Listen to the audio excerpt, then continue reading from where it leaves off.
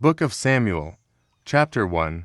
There was a certain man of Ramathaim-Zophim, of Mount Ephraim, and his name was Elkanah, the son of Jeroham, the son of Elihu, the son of Tihu, the son of Zuph, an Ephrathite, and he had 2 wives. The name of the one was Hannah, and the name of the other Peninnah, and Peninnah had children. But Hannah had no children, and this man went up out of his city yearly to worship, and to sacrifice unto the Lord of hosts in Shiloh. And the 2 sons of Eli, Hophni and Phinehas, the priests of the Lord, were there. And when the time was that Elkanah offered, he gave to Peninnah his wife, and to all her sons and her daughters portions, but unto Hannah he gave a worthy portion, for he loved Hannah, but the Lord had shut up her womb. And her adversary also provoked her sore, for to make her fret, because the Lord had shut up her womb. And as he did so year by year, when she went up to the house of the Lord, so she provoked her therefore. She wept and did not eat. Then said Elkanah, her husband, to her, Hannah, why weepest thou, and why eatest thou not? And why is thy heart grieved? Am not I better to thee than 10 sons? Hannah's prayer. So Hannah rose up after they had eaten in Shiloh, and after they had drunk. Now Eli, the priest, sat upon a seat by a post of the temple of the Lord. And she was in bitterness of soul, and prayed unto the Lord, and wept sore. And she vowed a vow, and said, O Lord of hosts, if thou wilt indeed look on the affliction of thine handmaid, and remember me, and not forget thine handmaid, but wilt give unto thine handmaid a man-child, then I will give him unto the Lord all the days of his life, and there shall no razor come upon his head. And it came to pass, as she continued praying before the Lord, that Eli marked her mouth. Now Hannah, she spake in her heart, only her lips moved, but her voice was not heard. Therefore Eli thought she had been drunken. And Eli said unto her, How long wilt thou be drunken? Put away thy wine from thee. And Hannah answered and said, No, my Lord, I am a woman of a sorrowful spirit. I have drunk neither wine nor strong drink, but have poured out my soul before the Lord. Count not thine handmaid for a daughter of BiBlE, for out of the abundance of my complaint and grief have I spoken hitherto. Then Eli answered and said, Go in peace, and the God of Israel grant thee thy petition, that thou hast asked of him. And she said, Let thine handmaid find grace in thy sight. So the woman went her way and did eat, and her countenance was no more sad. And they rose up in the morning early, and worshipped before the Lord, and returned, and came to their house to Ramah. And Elkanah knew Hannah his wife, and the Lord remembered her.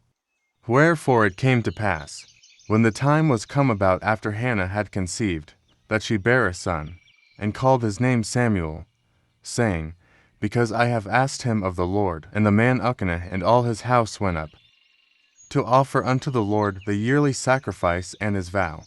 But Hannah went not up, for she said unto her husband, I will not go up until the child be weaned, and then I will bring him, that he may appear before the Lord, and there abide forever. And Elkanah her husband said unto her, Do what seemeth thee good, tarry until thou have weaned him. Only the Lord establish his word. So the woman abode, and gave her son suck until she weaned him. And when she had weaned him, she took him up with her, with 3 bullocks, and 1 ephah of flour, and a bottle of wine, and brought him unto the house of the Lord in Shiloh. And the child was young. And they slew a bullock, and brought the child to Eli. And she said, O my Lord, as thy soul liveth, my Lord, I am the woman that stood by thee here, praying unto the Lord. For this child I prayed, and the Lord hath given me my petition, which I asked of him. Therefore also I have lent him to the Lord. As long as he liveth, he shall be lent to the Lord. And he worshipped the Lord there. Samuel 2. Hannah prayed and said, My heart rejoiceth in the Lord. Mine horn is exalted in the Lord. My mouth is enlarged over mine enemies, because I rejoice in thy salvation. There is none holy as the Lord, for there is none beside thee, neither is there any rock like our God. Talk no more so exceeding proudly. Let not arrogancy come out of your mouth. The Lord is a God of knowledge, and by him actions are weighed.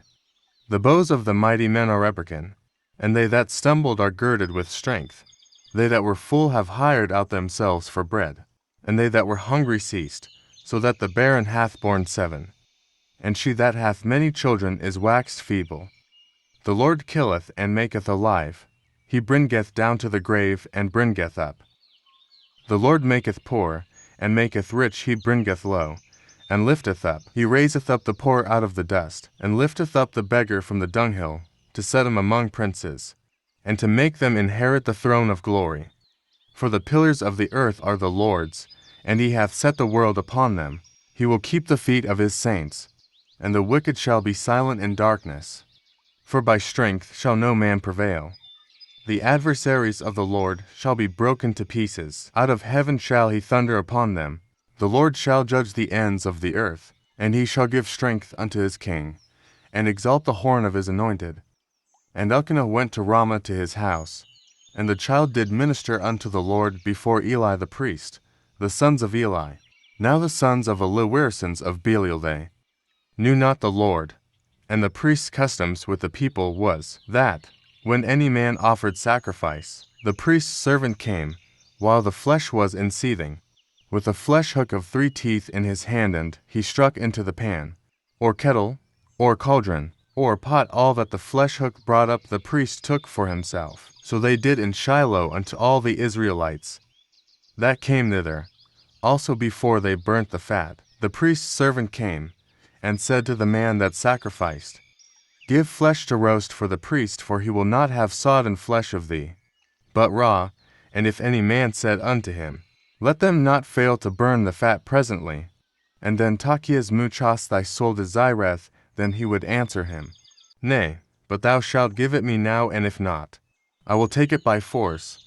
Wherefore the sin of the young man was very great before the Lord, for men abhorred the offering of the Lord. Samuel and Eli. But Samuel ministered before the Lord, being a child, girded with a linen ephod. Moreover, his mother made him a little coat, and brought it to him from year to year. When she came up with her husband, to offer the yearly sacrifice, and Eli blessed Elkanah and his wife, and said, The Lord give thee seed of this woman for the loan which is lent to the Lord. And they went unto their own home. The Lord visited Hannah, so that she conceived, and bare 3 sons and 2 daughters. And the child Samuel grew before the Lord. Now Eli was very old, and heard all that his sons did unto all Israel, and how they lay with the women that assembled at the door of the tabernacle of the congregation. And he said unto them, Why do ye such things? For I hear of your evil dealings by all these people. Nay, my sons, for it is no good report, that I hear ye make the Lord's people to transgress. If one man sin against another, the judge shall judge him. But if a man sin against the Lord, who shall entreat for him? Notwithstanding, they hearken not unto the voice of their father, because the Lord would slay them. And the child Samuel grew on, and was in favor both with the Lord, and also with men. And there came a man of God unto Eli, and said unto him, Thus saith the Lord, Did I plainly appear unto the house of thy father, when they were in Egypt in Pharaoh's house? And did I choose him out of all the tribes of Israel to be me priest, to offer upon mine altar, to burn incense, to wear an ephod before me?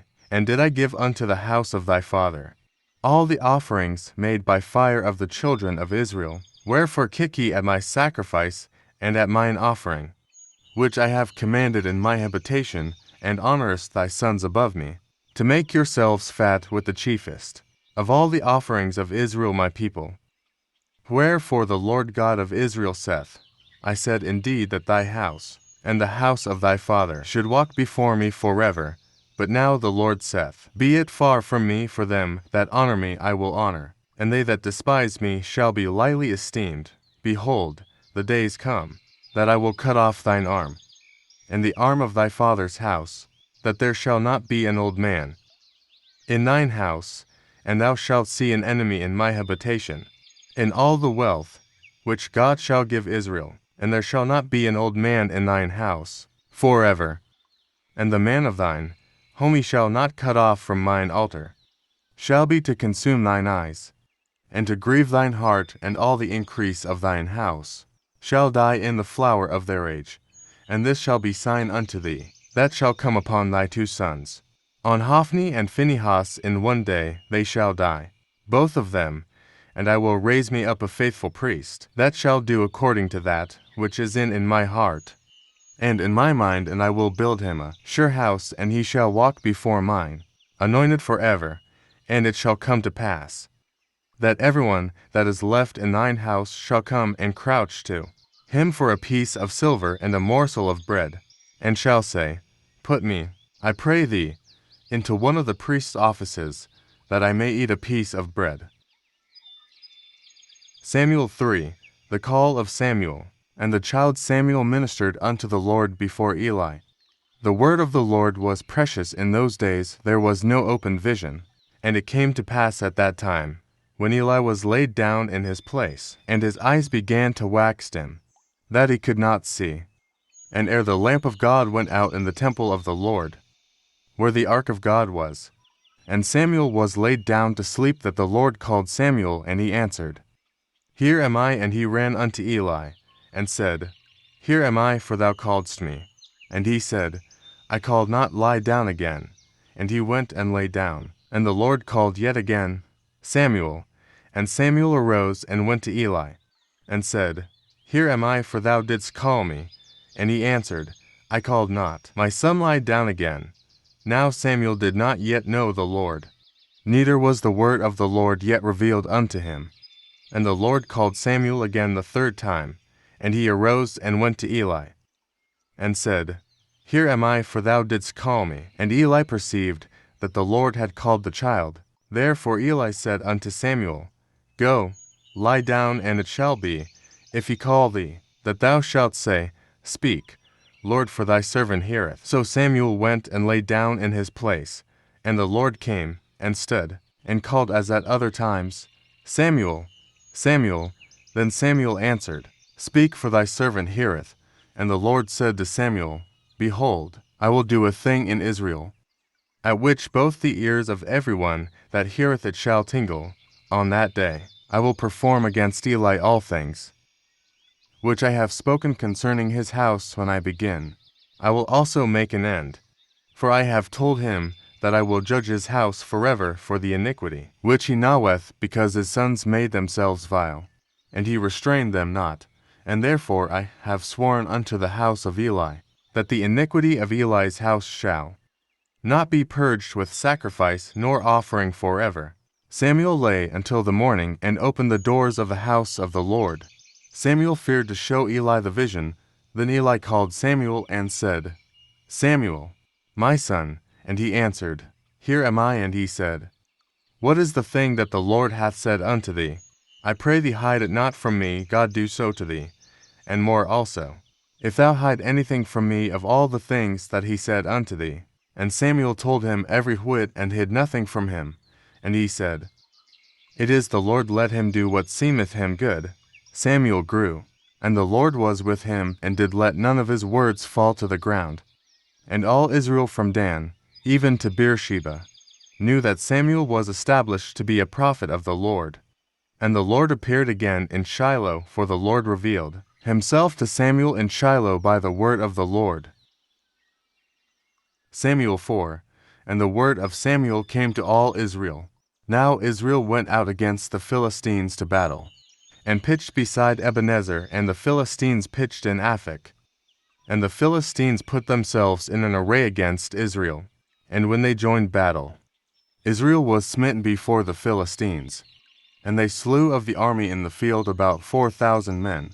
And when the people were come into the camp, the elders of Israel said, Wherefore hath the Lord smitten us today before the Philistines? Let us fetch the ark of the covenant of the Lord out of Shiloh unto us, that, when it cometh among us, it may save us out of the hand of our enemies. So the people sent to Shiloh, that they might bring from thence the ark of the covenant of the Lord of hosts, which dwelleth between the cherubims. And the 2 sons of Eli, Hophni and Phinehas, were there with the ark of the covenant of God. And when the ark of the covenant of the Lord came into the camp, all Israel shouted with a great shout, so that the earth rang again. And when the Philistines heard the noise of the shout, they said, What meaneth the noise of this great shout in the camp of the Hebrews? And they understood that the ark of the Lord was come into the camp. And the Philistines were afraid, for they said, God is come into the camp. And they said, Woe unto us! For there hath not been such a thing heretofore. Woe unto us! Who shall deliver us out of the hand of these mighty gods? These are the gods that smote the Egyptians with all the plagues in the wilderness. Be strong, and quit yourselves like men, O ye Philistines, that ye be not servants unto the Hebrews. As they have been to you, quit yourselves like men, and fight. And the Philistines fought, and Israel was smitten. And they fled every man into his tent, and there was a very great slaughter, for there fell of Israel 30,000 footmen. And the ark of God was taken, and the 2 sons of Eli, Hophni and Phinehas, were slain.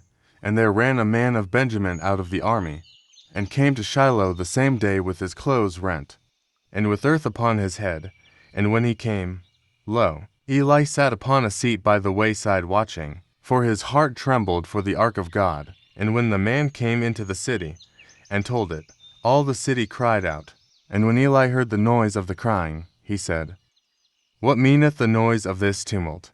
And the man came in hastily, and told Eli. Now Eli was 98 years old, and his eyes were dim, that he could not see. And the man said unto Eli, I am he that came out of the army, and I fled today out of the army.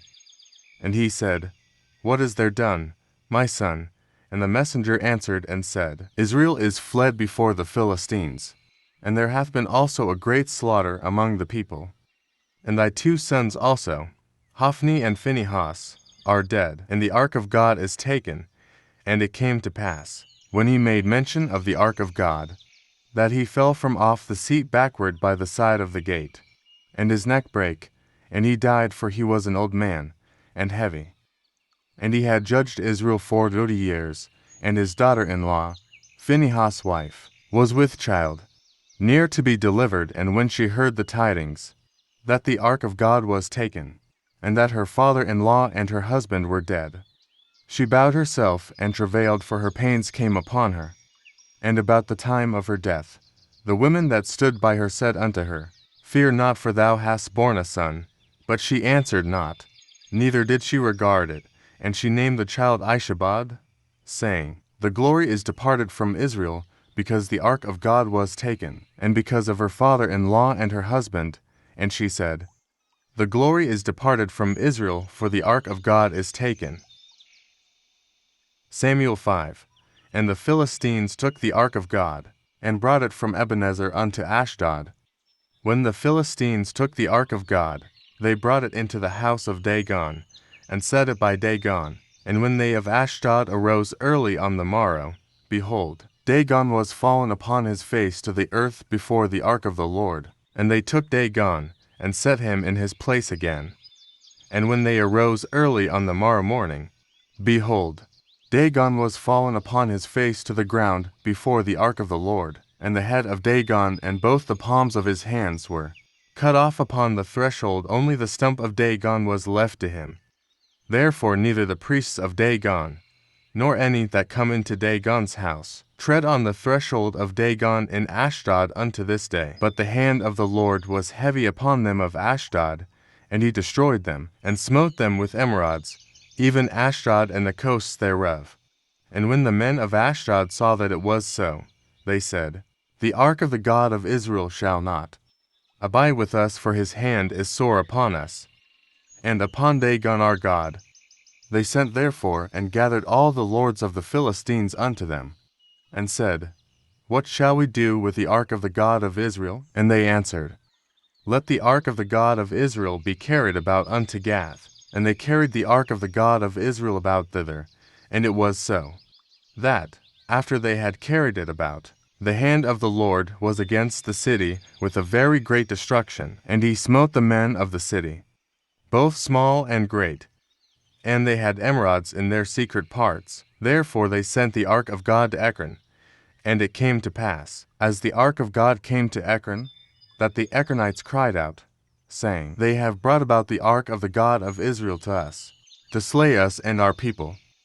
So they sent and gathered together all the lords of the Philistines, and said, Send away the ark of the God of Israel, and let it go again to his own place, that it slay us not, and our people, for there was a deadly destruction throughout all the city. The hand of God was very heavy there, and the men that died not were smitten with the emerods, and the cry of the city went up to heaven.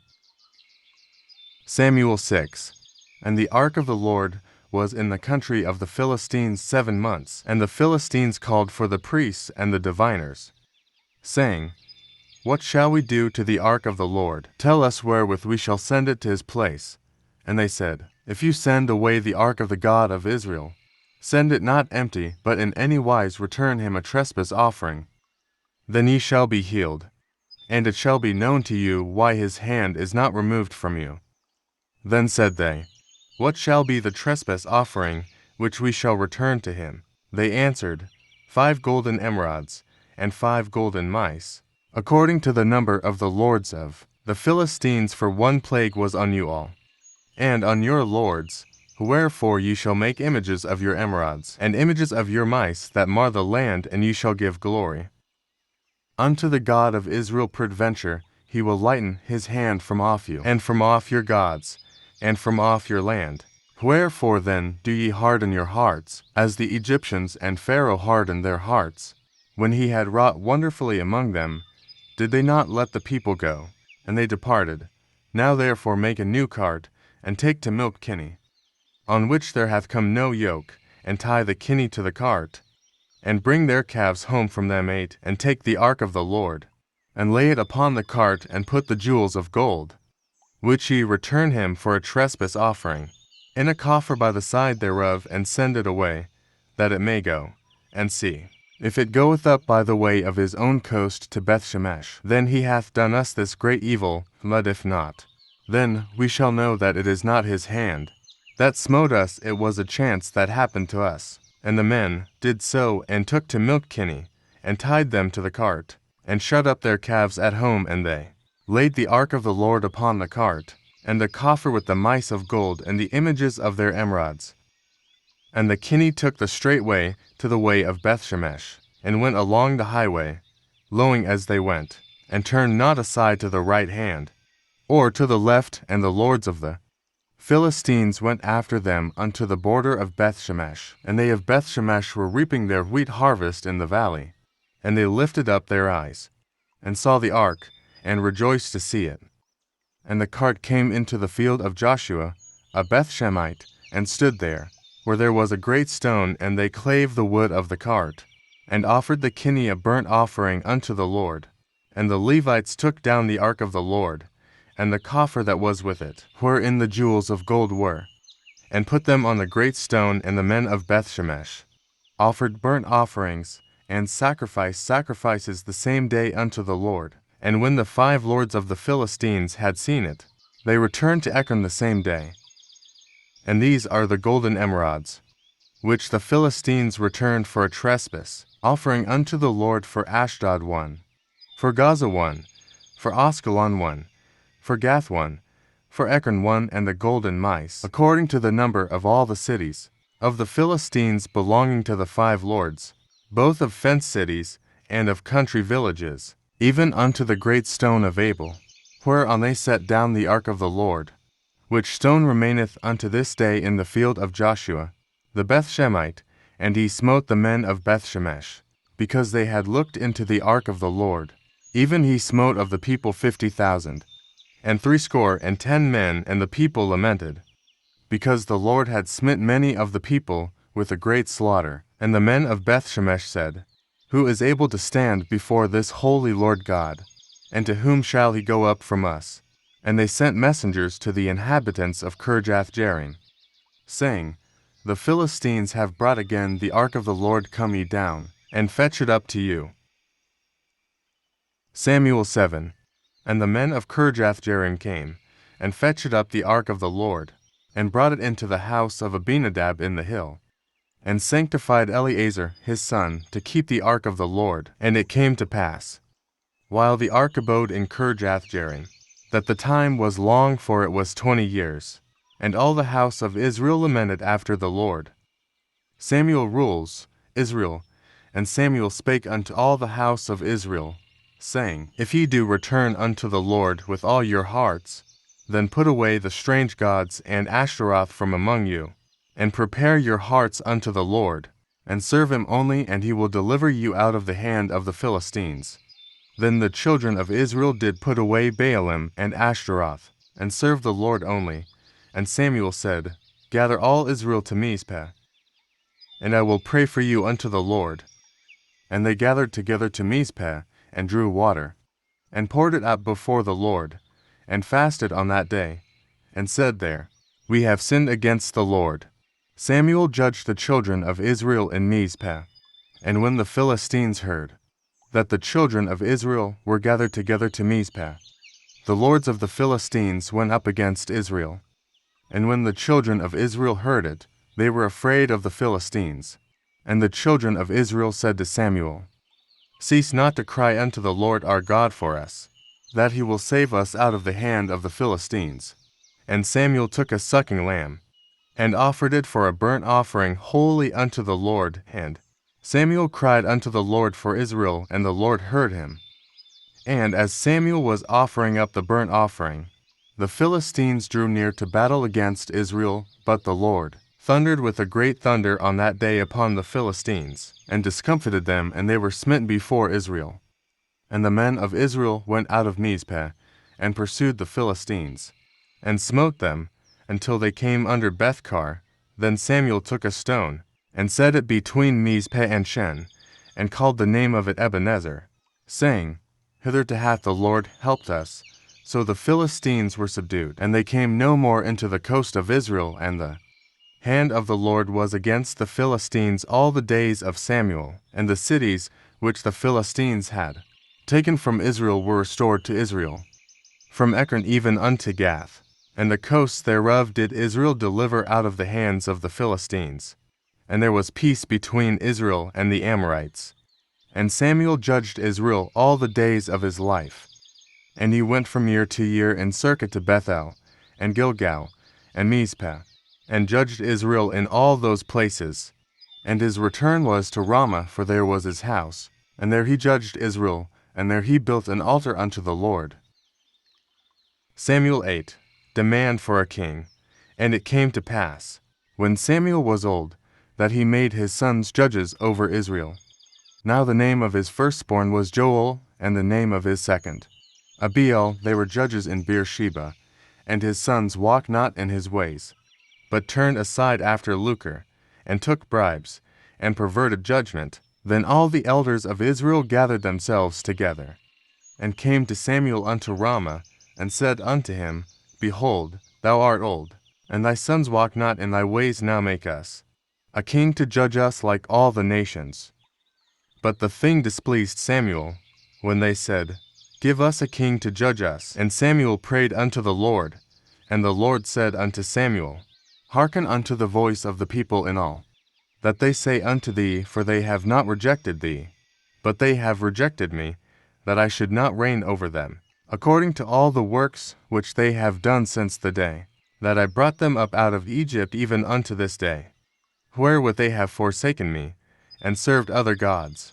So do they also unto thee. Now therefore hearken unto their voice, howbeit yet protest solemnly unto them, and show them the manner of the king that shall reign over them. And Samuel told all the words of the Lord unto the people, that asked of him a king. And he said, This will be the manner of the king that shall reign over you. He will take your sons, and appoint them for himself, for his chariots, and to be his horsemen, and some shall run before his chariots. And he will appoint him captains over thousands, and captains over 50s, and will set them to ear his ground, and to reap his harvest, and to make his instruments of war, and instruments of his chariots. And he will take your daughters to be confectionaries, and to be cooks, and to be bakers. And he will take your fields, and your vineyards, and your olive yards, even the best of them, and give them to his servants.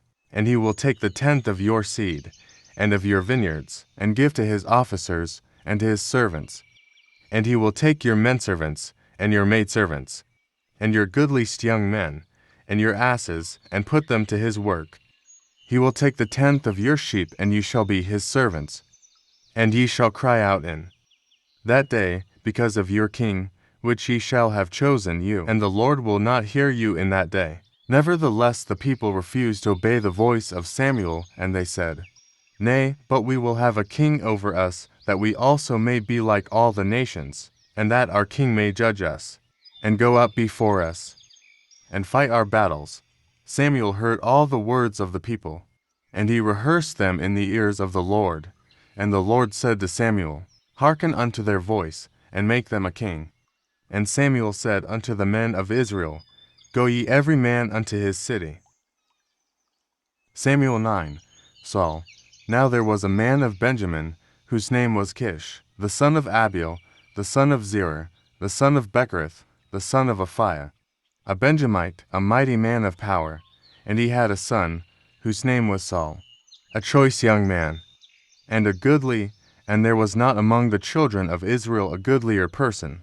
Then he from his shoulders and upward, he was higher than any of the people. And the asses of Kish Saul's father were lost. And Kish said to Saul his son, Take now one of the servants with thee, and arise, go seek the asses. And he passed through Mount Ephraim, and passed through the land of Shalisha. But they found them not. Then they passed through the land of Shalem, and there they were not. And he passed through the land of the Benjamites, but they found them not. And when they were come to the land of Zuph, Saul said to his servant that was with him, Come, and let us return, lest my father leave caring for the asses, and take thought for us. And he said unto him, Behold now, there is in this city a man of God, and he is an honorable man. All that he saith cometh surely to pass now. Let us go thither, peradventure he can show us our way, that we should go. Then said Saul to his servant, But, behold, if we go, what shall we bring the man? For the bread is spent in our vessels, and there is not a present to bring to the man of God. What have we? And the servant answered Saul again, and said, Behold, I have here at hand the 4th part of a shekel of silver. That will I give to the man of God, to tell us our way, before time in Israel, when a man went to inquire of God. Thus he spake, Come, and let us go to the seer, for he that is now called a prophet was before time called a seer. Then said Saul to his servant, Well said, come, let us go. So they went unto the city where the man of God was. And as they went up the hill to the city, they found young maidens going out to draw water, and said unto them, Is the seer here? And they answered them, and said, He is, behold. He is before you, make haste now. For he came today to the city, for there is a sacrifice of the people today in the high place. As soon as ye be come into the city, ye shall straightway find him, before he go up to the high place to eat, for the people will not eat until he come, because he doth bless the sacrifice, and afterwards they eat that be bidden. Now therefore get you up, for about this time ye shall find him. And they went up into the city, and when they were come into the city, behold, Samuel came out against them, for to go up to the high place. Now the Lord had told Samuel in his ear a day before Saul came, saying, Tomorrow about this time I will send thee a man out of the land of Benjamin, and thou shalt anoint him to be captain over my people Israel, that he may save my people out of the hand of the Philistines. For I have looked upon my people, because their cry is come unto me. And when Samuel saw Saul, the Lord said unto him, Behold the man whom I spake to thee of, this same shall reign over my people. Then Saul drew near to Samuel in the gate, and said, Tell me, I pray thee, where the seer's house is. And Samuel answered Saul, and said, I am the seer, go up before me unto the high place, for ye shall eat with me today. And tomorrow I will let thee go, and will tell thee all that is in thine heart. And as for thine asses that were lost 3 days ago, set not thy mind on them, for they are found.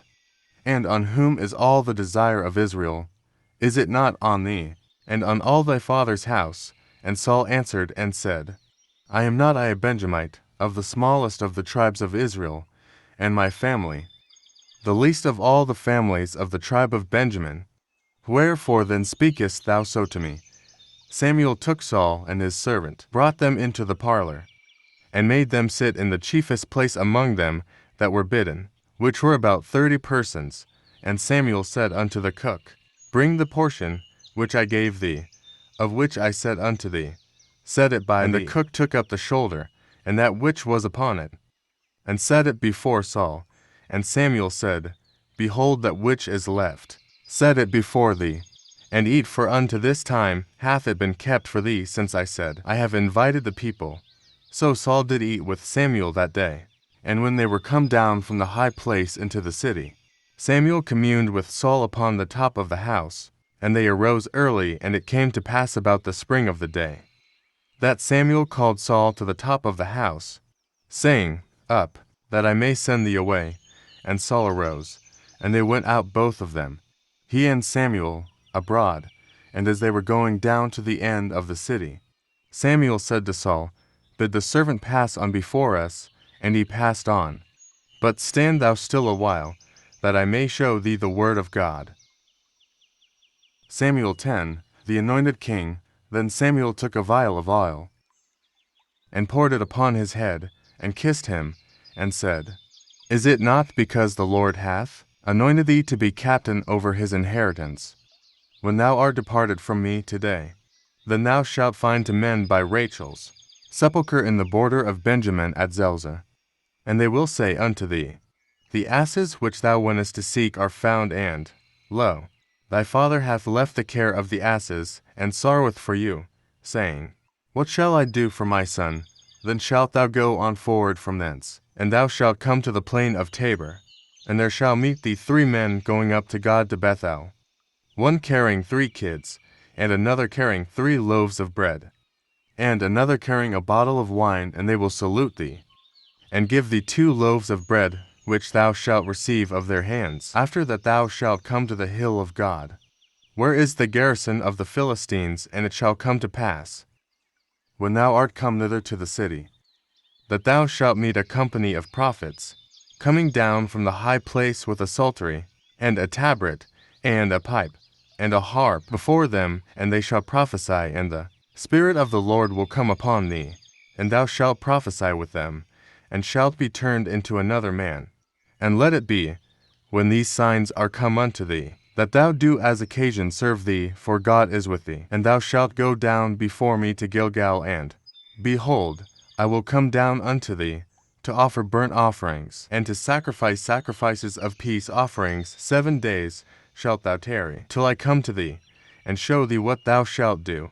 And it was so, that when he had turned his back to go from Samuel, God gave him another heart, and all those signs came to pass that day. And when they came thither to the hill, behold, a company of prophets met him, and the Spirit of God came upon him, and he prophesied among them. And it came to pass, when all that knew him before time saw that, behold, he prophesied among the prophets, then the people said one to another, What is this that is come unto the son of Kish? Is Saul also among the prophets? And one of the same place answered and said, But who is their father?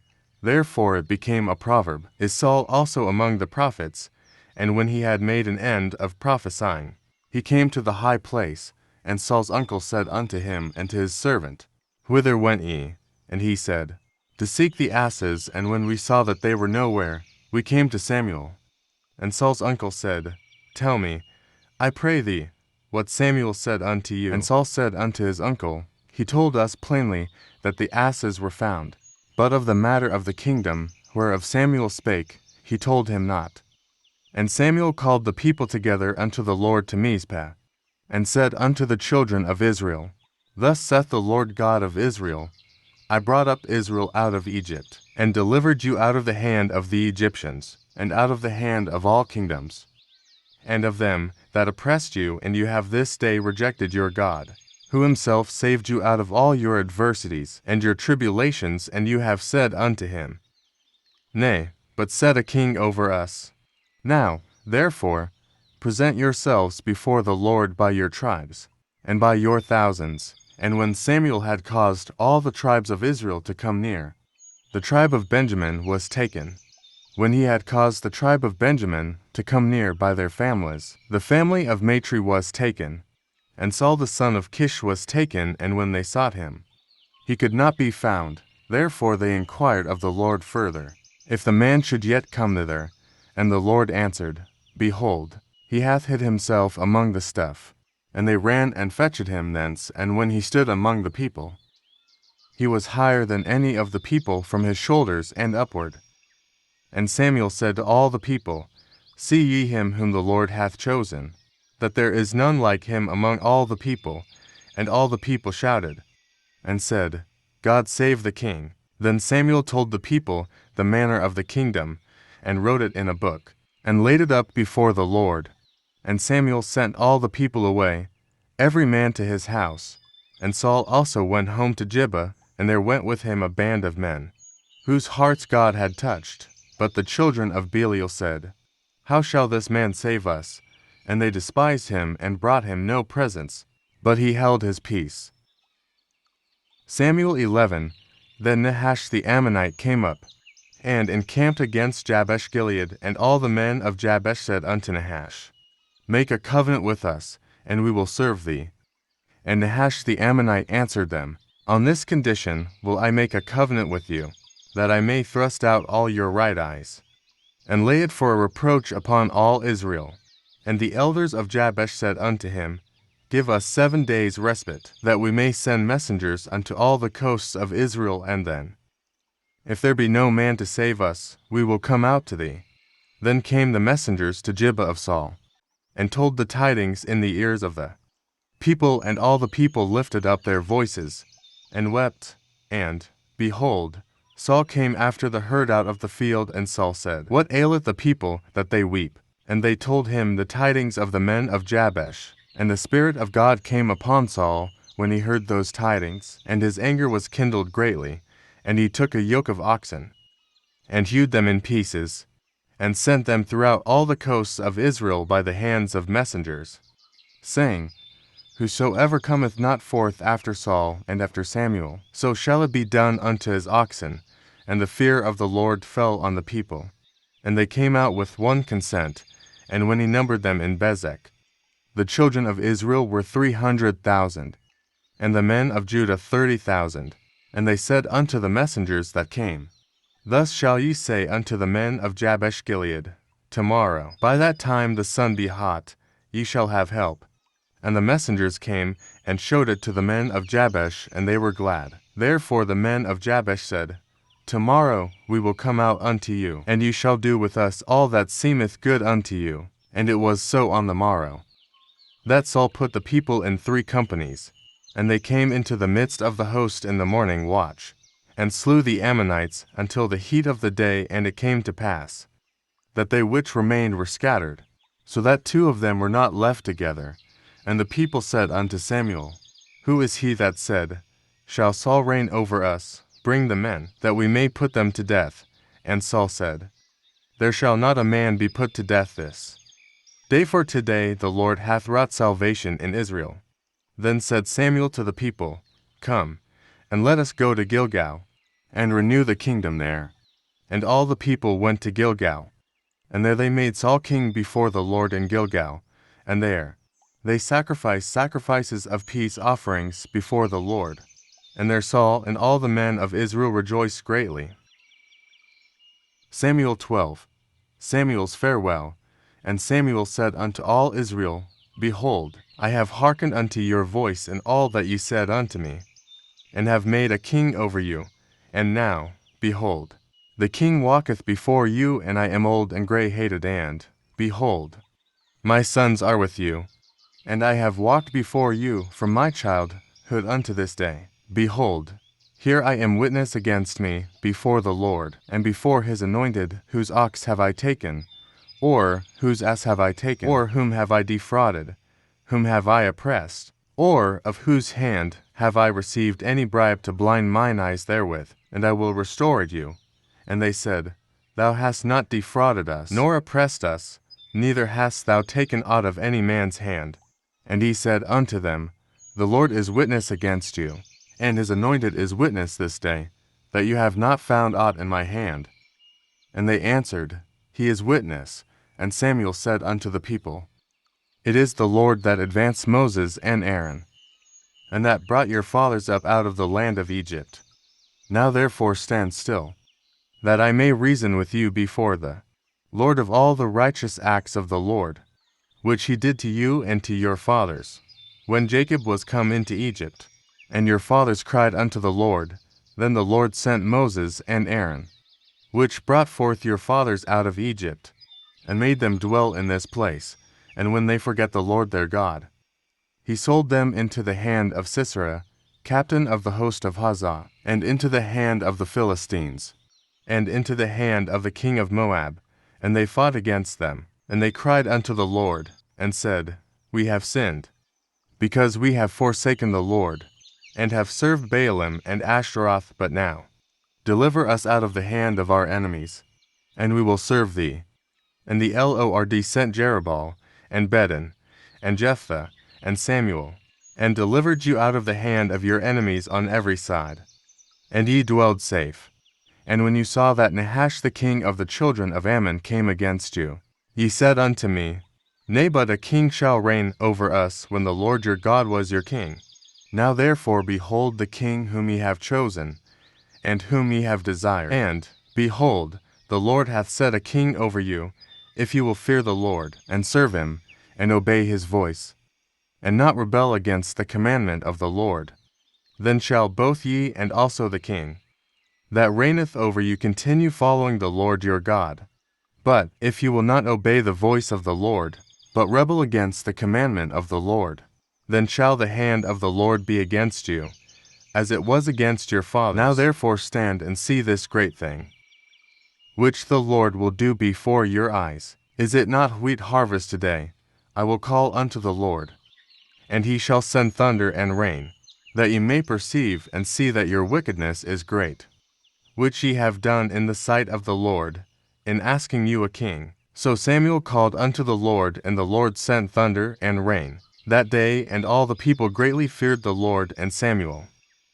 And all the people said unto Samuel, Pray for thy servants unto the Lord thy God, that we die not, for we have added unto all our sins this evil, to ask us a king. And Samuel said unto the people, Fear not, ye have done all this wickedness. Yet turn not aside from following the Lord, but serve the Lord with all your heart. And turn ye not aside, for then should you go after vain things, which cannot profit nor deliver, for they are vain. For the Lord will not forsake his people for his great name's sake, because it hath pleased the Lord to make you his people. Moreover, as for me, God forbid that I should sin against the Lord in ceasing to pray for you, but I will teach you the good and the right way. Only fear the Lord, and serve him in truth with all your heart. For consider how great things he hath done for you. But if ye shall still do wickedly, ye shall be consumed, both ye and your king. Samuel 13. Saul's disobedience. Saul reigned 1 year, and when he had reigned 2 years over Israel, Saul chose him 3,000 men of Israel, whereof 2,000 were with Saul in Michmash and in Mount Bethel, and 1,000 were with Jonathan in Gibeah of Benjamin, and the rest of the people he sent every man to his tent.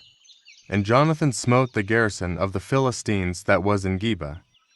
And the Philistines heard of it, and Saul blew the trumpet throughout all the land, saying, Let the Hebrews hear.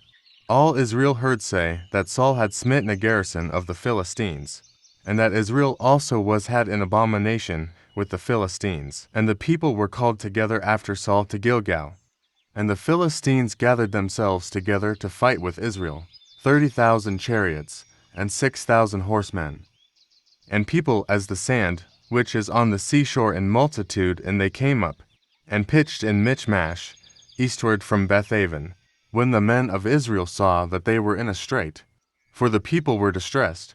Then the people did hide themselves in caves, and in thickets, and in rocks, and in high places, and in pits. And some of the Hebrews went over Jordan to the land of Gad and Gilead. As for Saul, he was yet in Gilgal, and all the people followed him, trembling. And he tarried 7 days, according to the set time that Samuel had appointed. But Samuel came not to Gilgal, and the people were scattered from him. And Saul said, Bring hither a burnt offering to me, and peace offerings. And he offered the burnt offering. And it came to pass, that as soon as he had made an end of offering the burnt offering, behold, Samuel came, and Saul went out to meet him, that he might salute him. And Samuel said, What hast thou done? And Saul said, Because I saw that the people were scattered from me, and that thou camest not within the days appointed, and that the Philistines gathered themselves together at Michmash. Therefore said I, The Philistines will come down now upon me to Gilgal. And I have not made supplication unto the Lord. I forced myself therefore, and offered a burnt offering. And Samuel said to Saul, Thou hast done foolishly, thou hast not kept the commandment of the Lord thy God, which he commanded thee. For now would the Lord have established thy kingdom upon Israel forever. But now thy kingdom shall not continue. The Lord hath sought him a man after his own heart, and the Lord hath commanded him to be captain over his people, because thou hast not kept that which the Lord commanded thee. And Samuel arose, and gat him up from Gilgal unto Gibeah of Benjamin. And Saul numbered the people that were present with him, about 600 men, and Saul and Jonathan his son, and the people that were present with them abode in Gibeah of Benjamin. But the Philistines encamped in Michmash, and the spoilers came out of the camp of the Philistines in 3 companies. One company turned unto the way that leadeth to Ophrah, unto the land of Shual, and another company turned the way to Beth-horon, and another company turned to the way of the border, that looketh to the valley of Zeboim toward the wilderness. Now there was no smith found throughout all the land of Israel. For the Philistines said, Lest the Hebrews make them swords or spears. But all the Israelites went down to the Philistines, to sharpen every man his share, and his coulter, and his axe, and his mattock. Yet they had a file for the mattocks, and for the coulters, and for the forks, and for the axes, and to sharpen the goads. So it came to pass in the day of battle, that there was neither sword nor spear found in the hand of any of the people that were with Saul and Jonathan, but with Saul and with Jonathan his son was there found. And the garrison of the Philistines went out to the passage of Michmash. Samuel 14. Jonathan's exploit. Now it came to pass upon a day, that Jonathan the son of Saul said unto the young man that bare his armor, Come, and let us go over to the Philistines' garrison, that is on the other side. But he told not his father. And Saul tarried in the uttermost part of Gibeah under a pomegranate tree, which is in Migron. And the people that were with him were about 600 men, and Ahiah, the son of Ahitub, Ichabod's brother, the son of Phinehas, the son of Eli, the Lord's priest in Shiloh, wearing an ephod. And the people knew not that Jonathan was gone, and between the passages, by which Jonathan sought to go over unto the Philistines' garrison, there was a sharp rock on the one side, and a sharp rock on the other side, and the name of the one was Bozez, and the name of the other Seneh. The forefront of the one was situate northward over against Michmash, and the other southward over against Gibeah. And Jonathan said to the young man that bare his armor, Come, and let us go over unto the garrison of these uncircumcised. It may be that the Lord will work for us, for there is no restraint to the Lord to save by many or by few. And his armor-bearer said unto him, Do all that is in thine heart, turn thee, behold, I am with thee according to thy heart. Then said Jonathan, Behold, we will pass over unto these men, and we will discover ourselves unto them. If they say thus unto us, Tarry until we come to you, then we will stand still in our place, and will not go up unto them. But if they say thus, Come up unto us, then we will go up, for the Lord hath delivered them into our hand, and this shall be a sign unto us. And both of them discovered themselves unto the garrison of the Philistines. And the Philistines said, Behold, the Hebrews come forth out of the holes where they had hid themselves. And the men of the garrison answered Jonathan and his armor-bearer, and said, Come up to us, and we will show you a thing. And Jonathan said unto his armor-bearer, Come up after me, for the Lord hath delivered them into the hand of Israel. And Jonathan climbed up upon his hands and upon his feet, and his armor-bearer after him, and they fell before Jonathan, and his armor-bearer slew after him. And that first slaughter, which Jonathan and his armor-bearer made, was about 20 men, within as it were an half acre of land. which a yoke of oxen might plow. And there was trembling in the host, in the field, and among all the people the garrison. And the spoilers, they also trembled. And the earth quaked, so it was a very great trembling. And the watchmen of Saul in Gibeah of Benjamin looked, and, behold, the multitude melted away, and they went on beating down one another.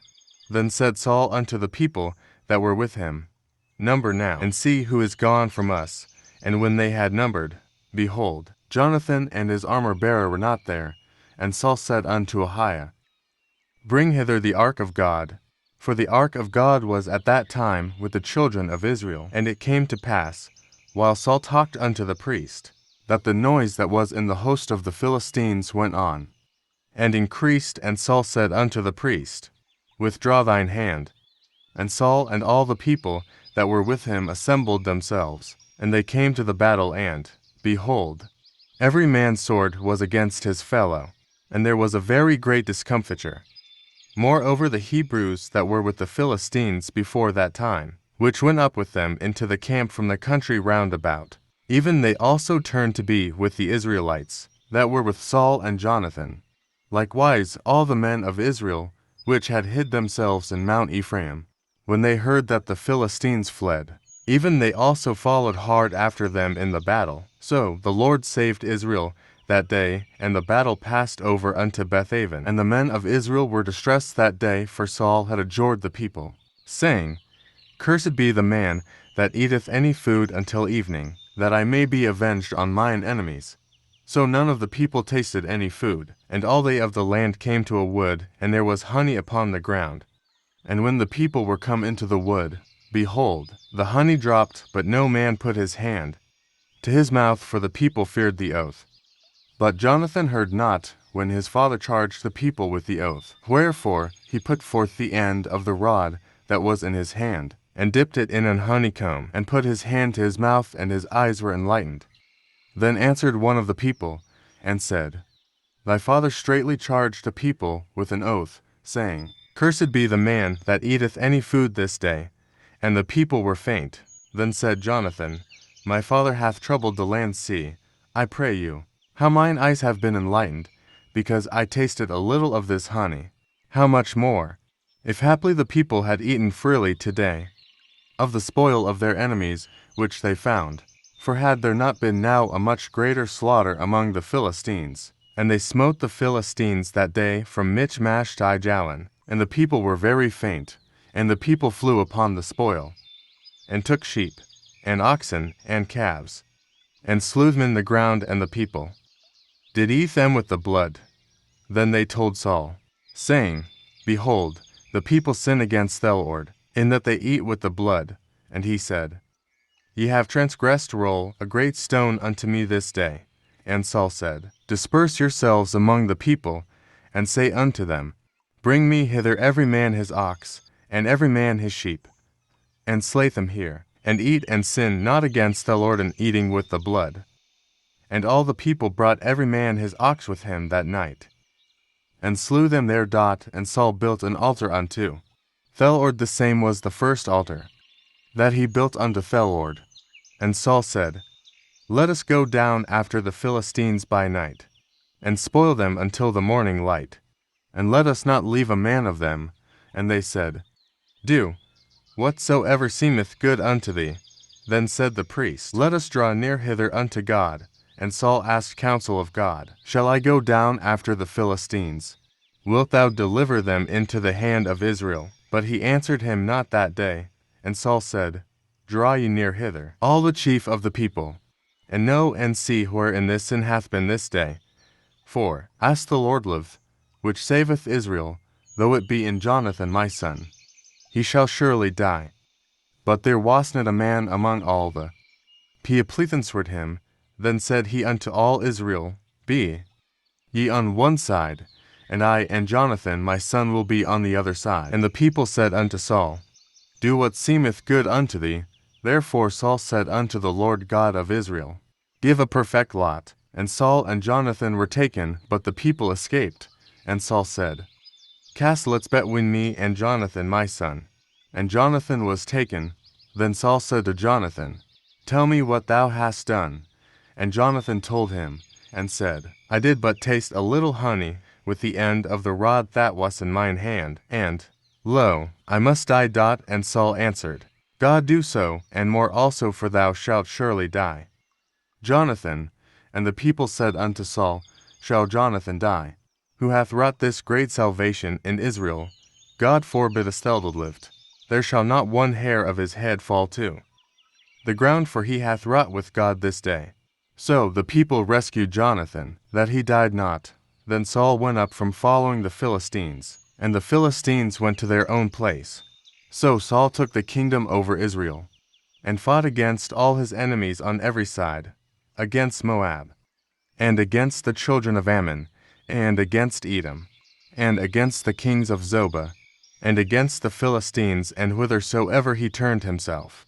He vexed them, and he gathered an host, and smote the Amalekites, and delivered Israel out of the hands of them that spoiled them. Now the sons of Saul were Jonathan, and Ishui, and Melchishua, and the names of his 2 daughters were these: the name of the firstborn Merab, and the name of the younger Michaland. The name of Saul's wife was Ahinoam, the daughter of Ahimaaz, and the name of the captain of his host was Abner, the son of Ner, Saul's uncle.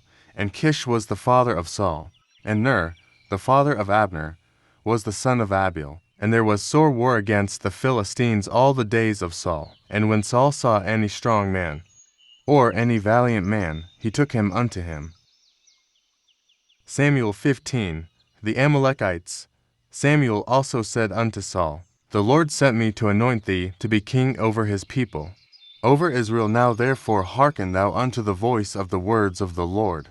Thus saith the Lord of hosts, I remember that which Amalek did to Israel, how he laid wait for him in the way, when he came up from Egypt. Now go and smite Amalek, and utterly destroy all that they have, and spare them not, but slay both man and woman, infant and suckling, ox and sheep, camel and ass. And Saul gathered the people together, and numbered them in Telaim, 200,000 footmen, and 10,000 men of Judah. And Saul came to a city of Amalek, and laid wait in the valley. And Saul said unto the Kenites, Go, depart, get you down from among the Amalekites, lest I destroy you with them. For ye showed kindness to all the children of Israel, when they came up out of Egypt. So the Kenites departed from among the Amalekites, and Saul smote the Amalekites from Havilah until thou comest to Shur, that is over against Egypt. And he took Agag the king of the Amalekites alive, and utterly destroyed all the people with the edge of the sword.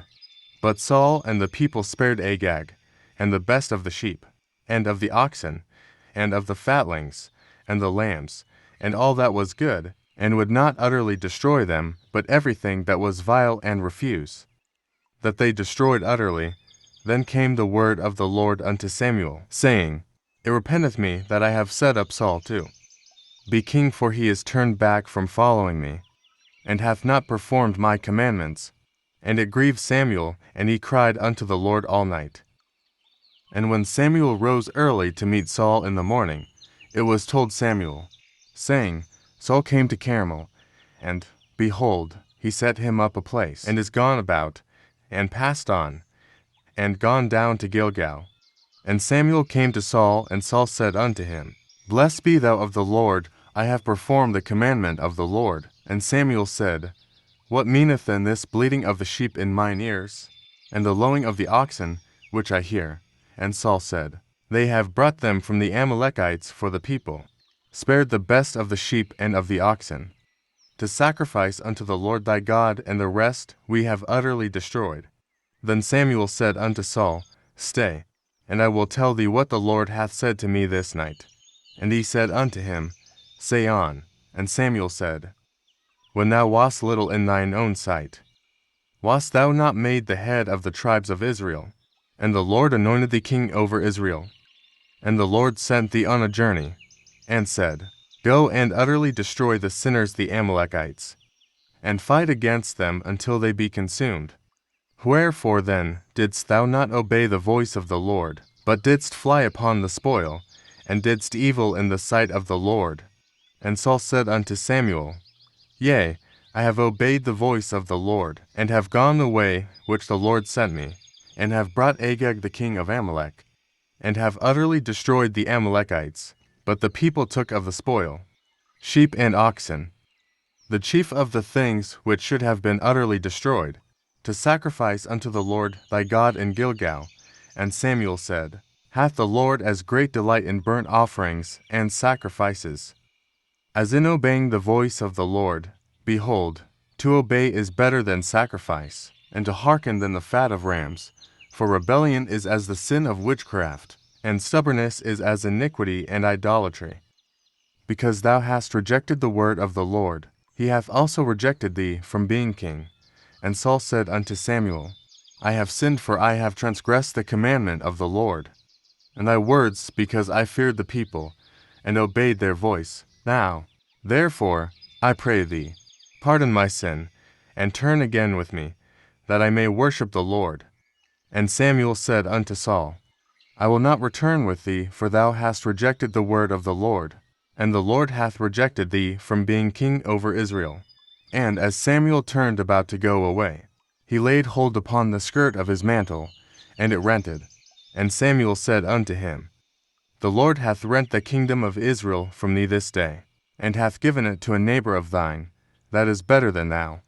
And also the strength of Israel will not lie nor repent, for he is not a man, that he should repent. Then he said, I have sinned, yet honor me now, I pray thee, before the elders of my people, and before Israel, and turn again with me, that I may worship the Lord thy God.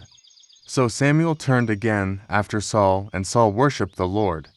Then said Samuel, Bring ye hither to me Agag the king of the Amalekites.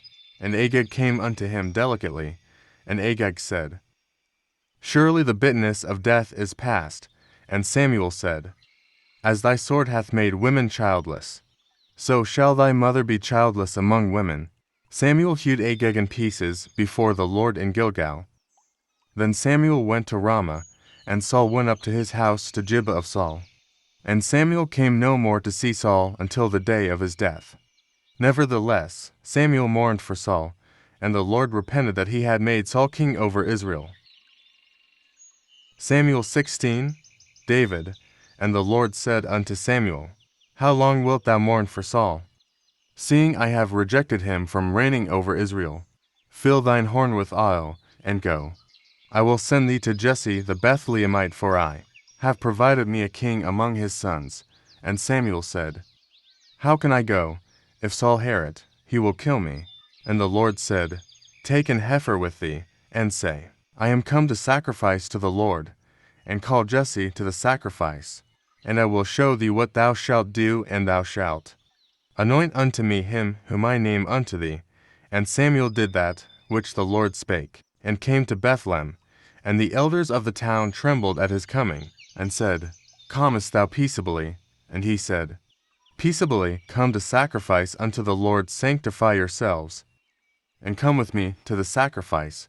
And he sanctified Jesse and his sons, and called them to the sacrifice. And it came to pass, when they were come, that he looked on Eliab, and said, Surely the Lord's anointed is before him.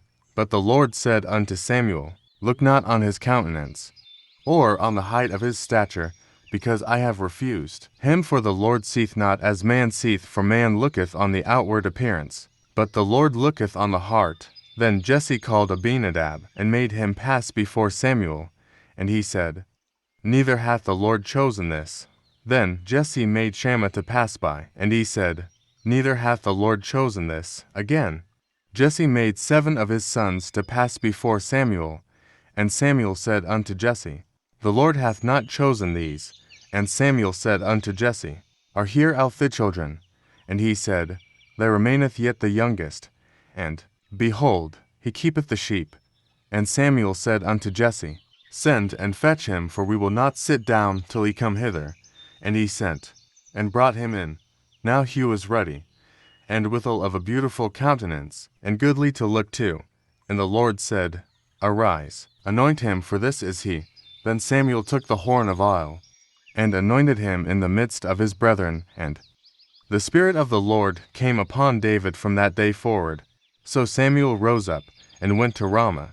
But the Spirit of the Lord departed from Saul, and an evil spirit from the Lord troubled him. And Saul's servants said unto him, Behold now, an evil spirit from God troubleth thee. Let our Lord now command thy servants, which are before thee, to seek out a man, who is a cunning player on an harp, and it shall come to pass, when the evil spirit from God is upon thee, that he shall play with his hand, and thou shalt be well. And Saul said unto his servants, Provide me now a man that can play well, and bring him to me. Then he answered one of the servants, and said, Behold, I have seen a son of Jesse the Bethlehemite, that is cunning in playing, and a mighty valiant man, and a man of war, and prudent in matters, and a comely person. And the Lord is with him. Wherefore Saul sent messengers unto Jesse, and said, Send me David thy son, which is with the sheep. And Jesse took an ass laden with bread, and a bottle of wine, and a kid, and sent them be David his son unto Saul. And David came to Saul, and stood before him, and he loved him greatly. And he became his armor-bearer. And Saul sent to Jesse, saying, Let David, I pray thee, stand before me, for he hath found favor in my sight. And it came to pass, when the evil spirit from God was upon Saul, that David took a harp, and played with his hand. So Saul was refreshed, and was well, and the evil spirit departed from him. Samuel 17. David slays Goliath. Now the Philistines gathered together their armies to battle, and were gathered together at Shochoh, which belongeth to Judah, and pitched between Shochoh and Azekah, in Ephes, Dammim. And Saul and the men of Israel were gathered together, and pitched by the valley of Elah, and set the battle in array against the Philistines. And the Philistines stood on a mountain on the one side, and Israel stood on a mountain on the other side, and there was a valley between them. And there went out a champion out of the camp of the Philistines, named Goliath, of Gath, whose height was 6 cubits and a span, and he had an helmet of brass upon his head, and he was armed with a coat of mail, and the weight of the coat was 5,000 shekels of brass, and had greaves of brass upon his legs, and a target of brass between his shoulders, and the staff of his spear was like a weaver's beam, and his spear's head weighed 600 shekels of iron. And one bearing a shield went before him, and he stood and cried unto the armies of Israel, and said unto them, Why are you come out to set your battle in array? Am not I a Philistine? And you servants to Saul, choose you a man for you, and let him come down to me. If he be able to fight with me, and to kill me, then will we be your servants. But if I prevail against him, and kill him, then shall ye be our servants, and serve us. And the Philistine said, I defy the armies of Israel this day. Give me a man, that we may fight together. When Saul and all Israel heard those words of the Philistine, they were dismayed, and greatly afraid. Now David was the son of that Ephrathite of Bethlehem, Judah, whose name was Jesse, and he had 8 sons. And the man went among men for an old man in the days of Saul. And the 3 eldest sons of Jesse went and followed Saul to the battle. And the names of his 3 sons that went to the battle were Eliab the firstborn, and next unto him Abinadab, and the third Shammah. David was the youngest, and the 3 eldest followed Saul. But David went and returned from Saul to feed his father's sheep at Bethlehem. And the Philistine drew near morning and evening, and presented himself 40 days. And Jesse said unto David his son, Take now for thy brethren an ephah of this parched corn, and these 10 loaves, and run to the camp to thy brethren, and carry these 10 cheeses unto the captain of their 1,000. And look how thy brethren fare, and take their pledge.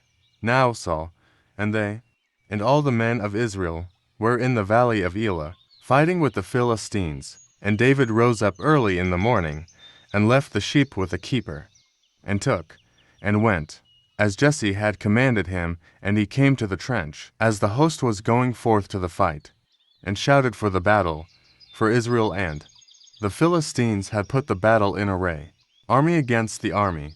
And David left his carriage in the hand of the keeper of the carriage, and ran into the army, and came and saluted his brethren.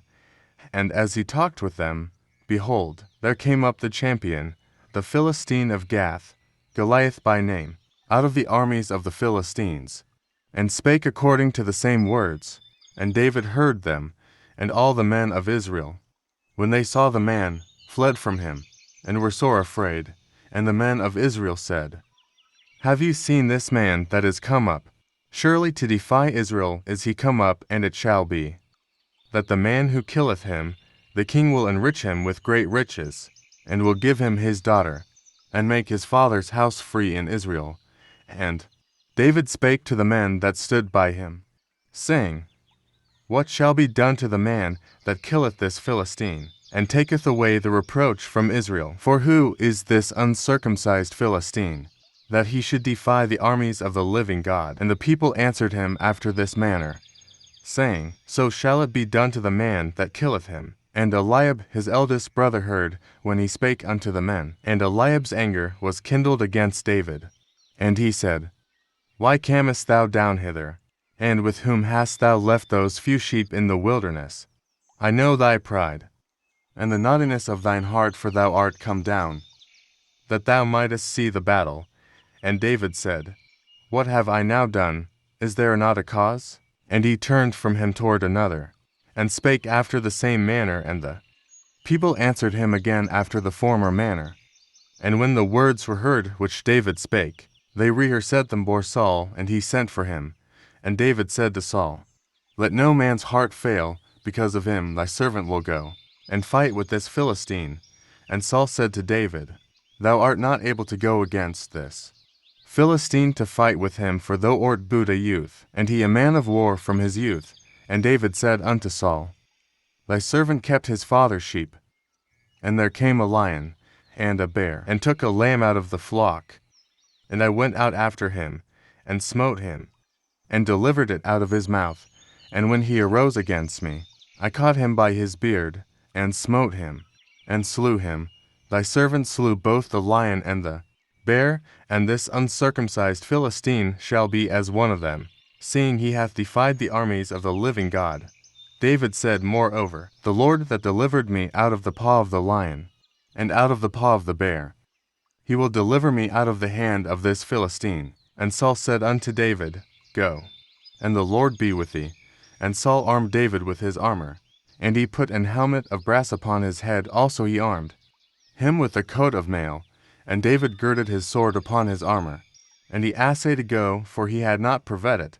And David said unto Saul, I cannot go with these, for I have not proved them.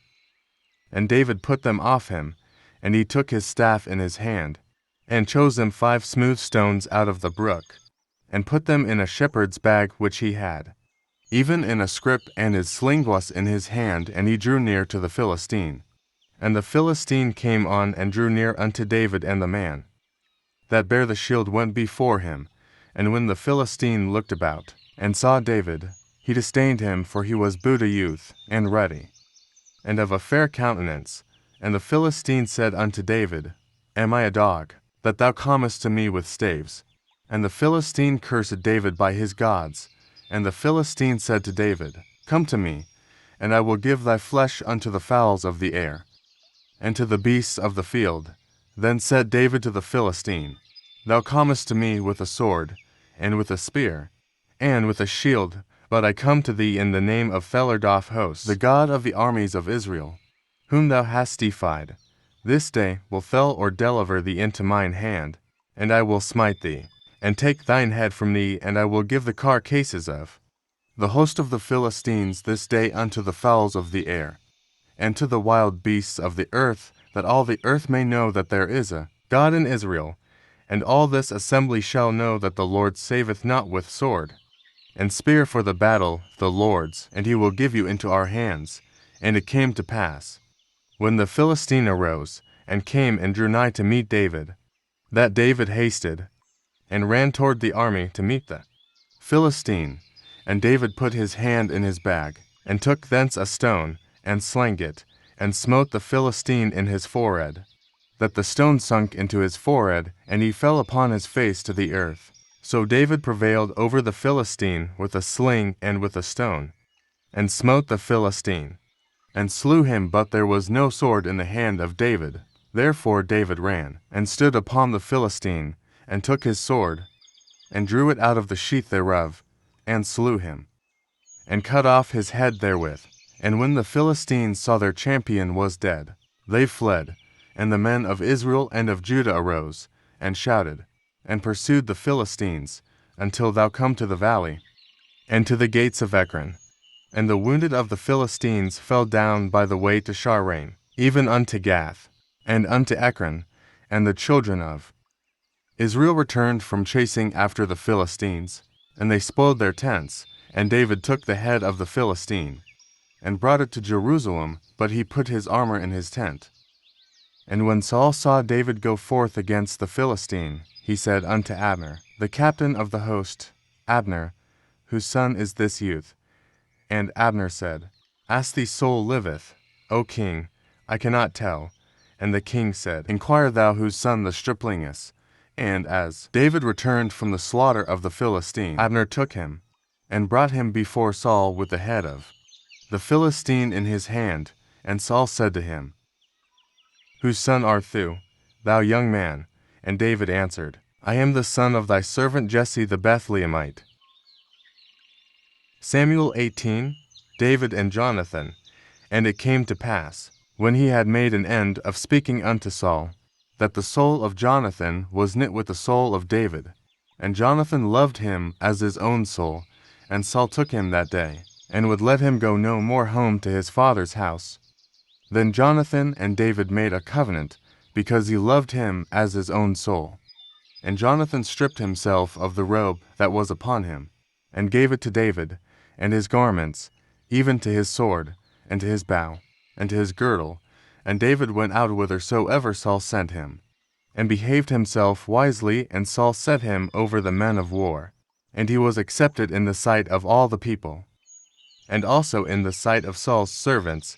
And it came to pass as they came, when David was returned from the slaughter of the Philistine, that the women came out of all cities of Israel, singing and dancing, to meet King Saul with tabrets, with joy, and with instruments of music.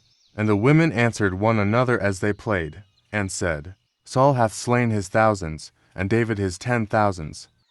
And Saul was very wroth, and the saying displeased him, and he said, They have ascribed unto David 10,000s, and to me they have ascribed but thousands.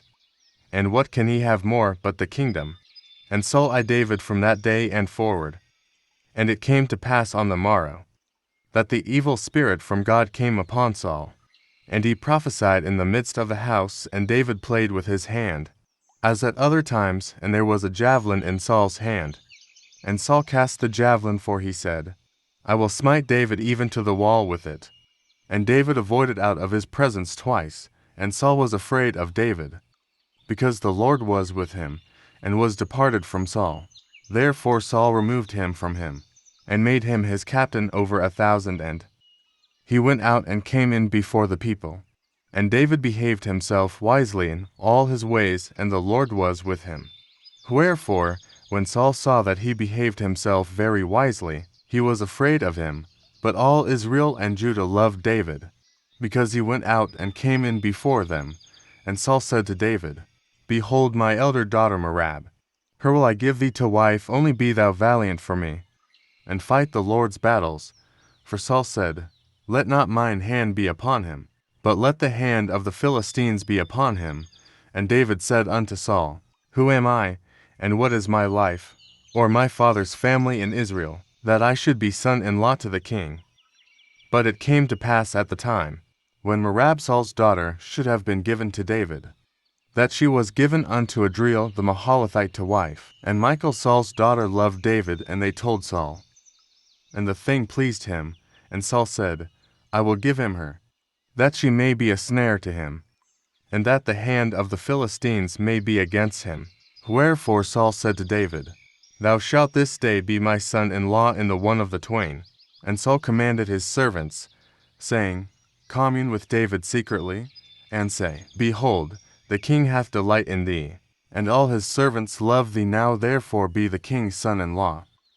And Saul's servants spake those words in the ears of David. And David said, Seemeth it to you a light thing to be a king's son-in-law, seeing that I am a poor man, and lightly esteemed?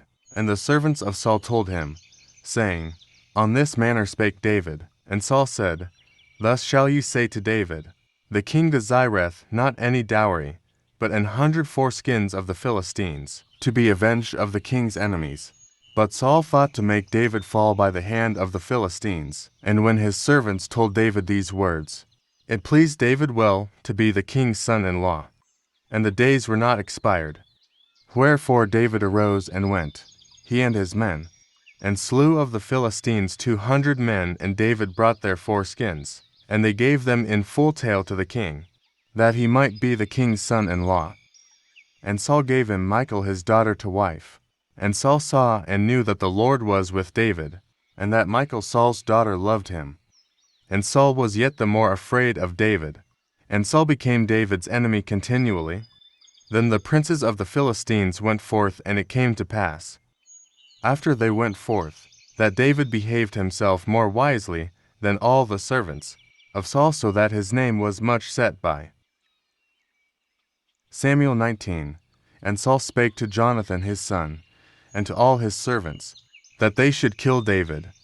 But Jonathan Saul's son delighted much in David, and Jonathan told David, saying, Saul my father seeketh to kill thee now, therefore, I pray thee, take heed to thyself until the morning, and abide in a secret place, and hide thyself, and I will go out and stand beside my father in the field where thou art, and I will commune with my father of thee and what I see, that I will tell thee. And Jonathan spake good of David unto Saul his father, and said unto him, Let not the king sin against his servant, against David, because he hath not sinned against thee, and because his works have been to thee ward very good, for he did put his life in his hand, and slew the Philistine.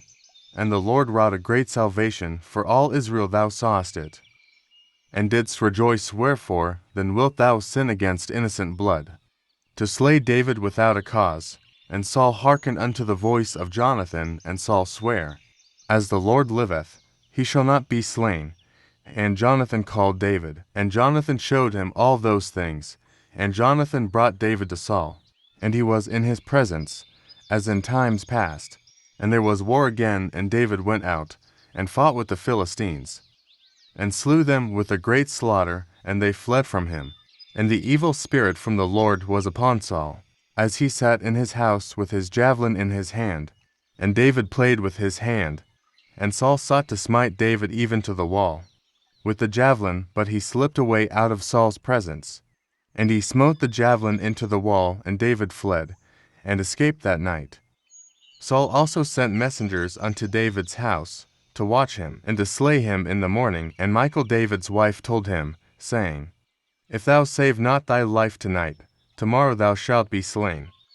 So Michal let David down through a window, and he went, and fled, and escaped. And Michal took an image, and laid it in the bed, and put a pillow of goat's hair for his bolster, and covered it with a cloth. And when Saul sent messengers to take David, she said, He is sick. And Saul sent the messengers again to see David, saying, Bring him up to me in the bed, that I may slay him. And when the messengers were come in, behold, there was an image in the bed, with a pillow of goat's hair for his bolster. And Saul said unto Michal, Why hast thou deceived me so, and sent away mine enemy, that he is escaped? And Michal answered Saul, He said unto me, Let me go, why should I kill thee? So David fled, and escaped, and came to Samuel to Ramah, and told him all that Saul had done to him. And he and Samuel went and dwelt in Naioth. And it was told Saul, saying, Behold, David is at Naioth in Ramah. And Saul sent messengers to take David. And when they saw the company of the prophets prophesying, and Samuel standing as appointed over them, the Spirit of God was upon the messengers of Saul, and they also prophesied. And when it was told Saul, he sent other messengers, and they prophesied likewise. And Saul sent messengers again the third time, and they prophesied also. Then went he also to Ramah, and came to a great well that is in Sechu. And he asked and said, Where are Samuel and David? And one said, Behold, they be at Naioth in Ramah. And he went thither to Naioth in Ramah, and the Spirit of God was upon him also. And he went on and prophesied, until he came to Naioth in Ramah. 24. And he stripped off his clothes also, and prophesied before Samuel in like manner, and lay down naked all that day and all that night. Wherefore they say, Is Saul also among the prophets? Samuel 20. And David fled from Naioth in Ramah, and came and said before Jonathan, What have I done? What is mine iniquity? And what is my sin before thy father, that he seeketh my life? And he said unto him, God forbid thou shalt not die. Behold, my father will do nothing either great or small, but that he will show it me. And why should my father hide this thing from me? It is not so. And David sware moreover, and said, Thy father certainly knoweth that I have found grace in thine eyes. And he saith, Let not Jonathan know this, lest he be grieved. But truly as the Lord liveth, and as thy soul liveth, there is but a step between me and death. Then said Jonathan unto David, Whatsoever thy soul desireth, I will even do it for thee. And David said unto Jonathan, Behold, tomorrow is the new moon, and I should not fail to sit with the king at meat. But let me go, that I may hide myself in the field unto the third day at even. If thy father at all miss me, then say, David earnestly asked leave of me, that he might run to Bethlehem, his city, for there is a yearly sacrifice there for all the family. If he say thus, It is well, thy servant shall have peace, but if he be very wroth, then be sure that evil is determined by him. Therefore thou shalt deal kindly with thy servant, for thou hast brought thy servant into a covenant of the Lord with thee notwithstanding. If there be in me iniquity, slay me thyself, for why shouldest thou bring me to thy father? And Jonathan said, Far be it from thee, for if I knew certainly that evil were determined by my father to come upon thee, then would not I tell it thee. Then said David to Jonathan, Who shall tell me? Or what if thy father answer thee roughly? And Jonathan said unto David, Come, and let us go out into the field. And they went out both of them into the field. And Jonathan said unto David, O Lord God of Israel, when I have sounded my father about tomorrow any time, or the third day, and, behold, if there be good toward David, and I then send not unto thee, and show it thee the Lord do so, and much more, to Jonathan, but if it please my father to do thee evil, then I will show it thee, and send thee away, that thou mayest go in peace, and the Lord be with thee, as he hath been with my father. And thou shalt not only while yet I live show me the kindness of the Lord, that I die not, but also thou shalt not cut off thy kindness from my house forever, no, not when the Lord hath cut off the enemies of David every one from the face of the earth.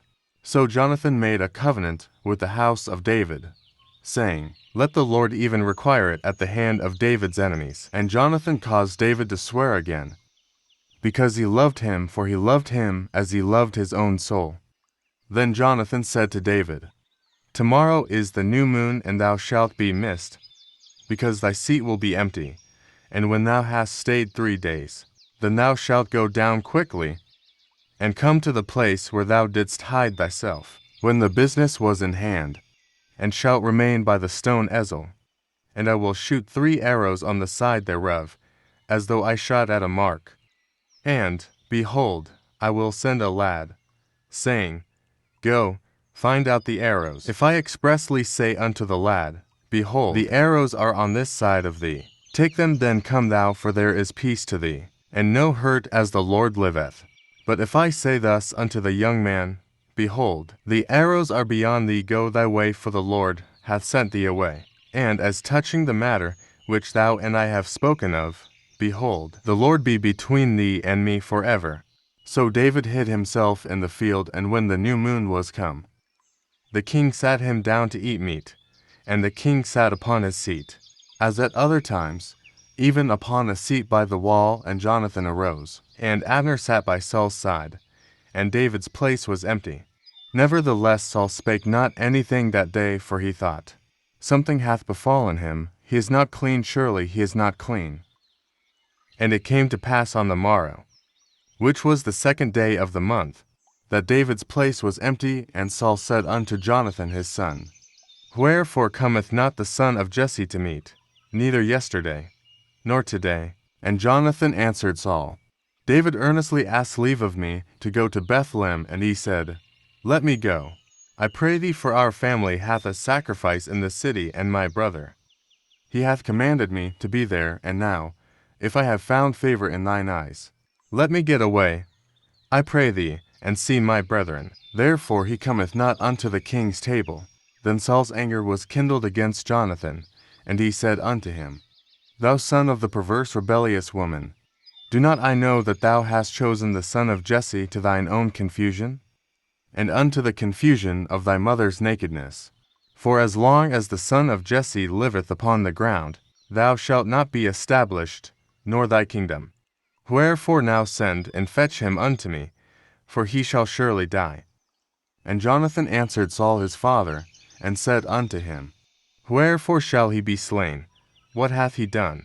And Saul cast a javelin at him to smite him, whereby Jonathan knew that it was determined of his father to slay David.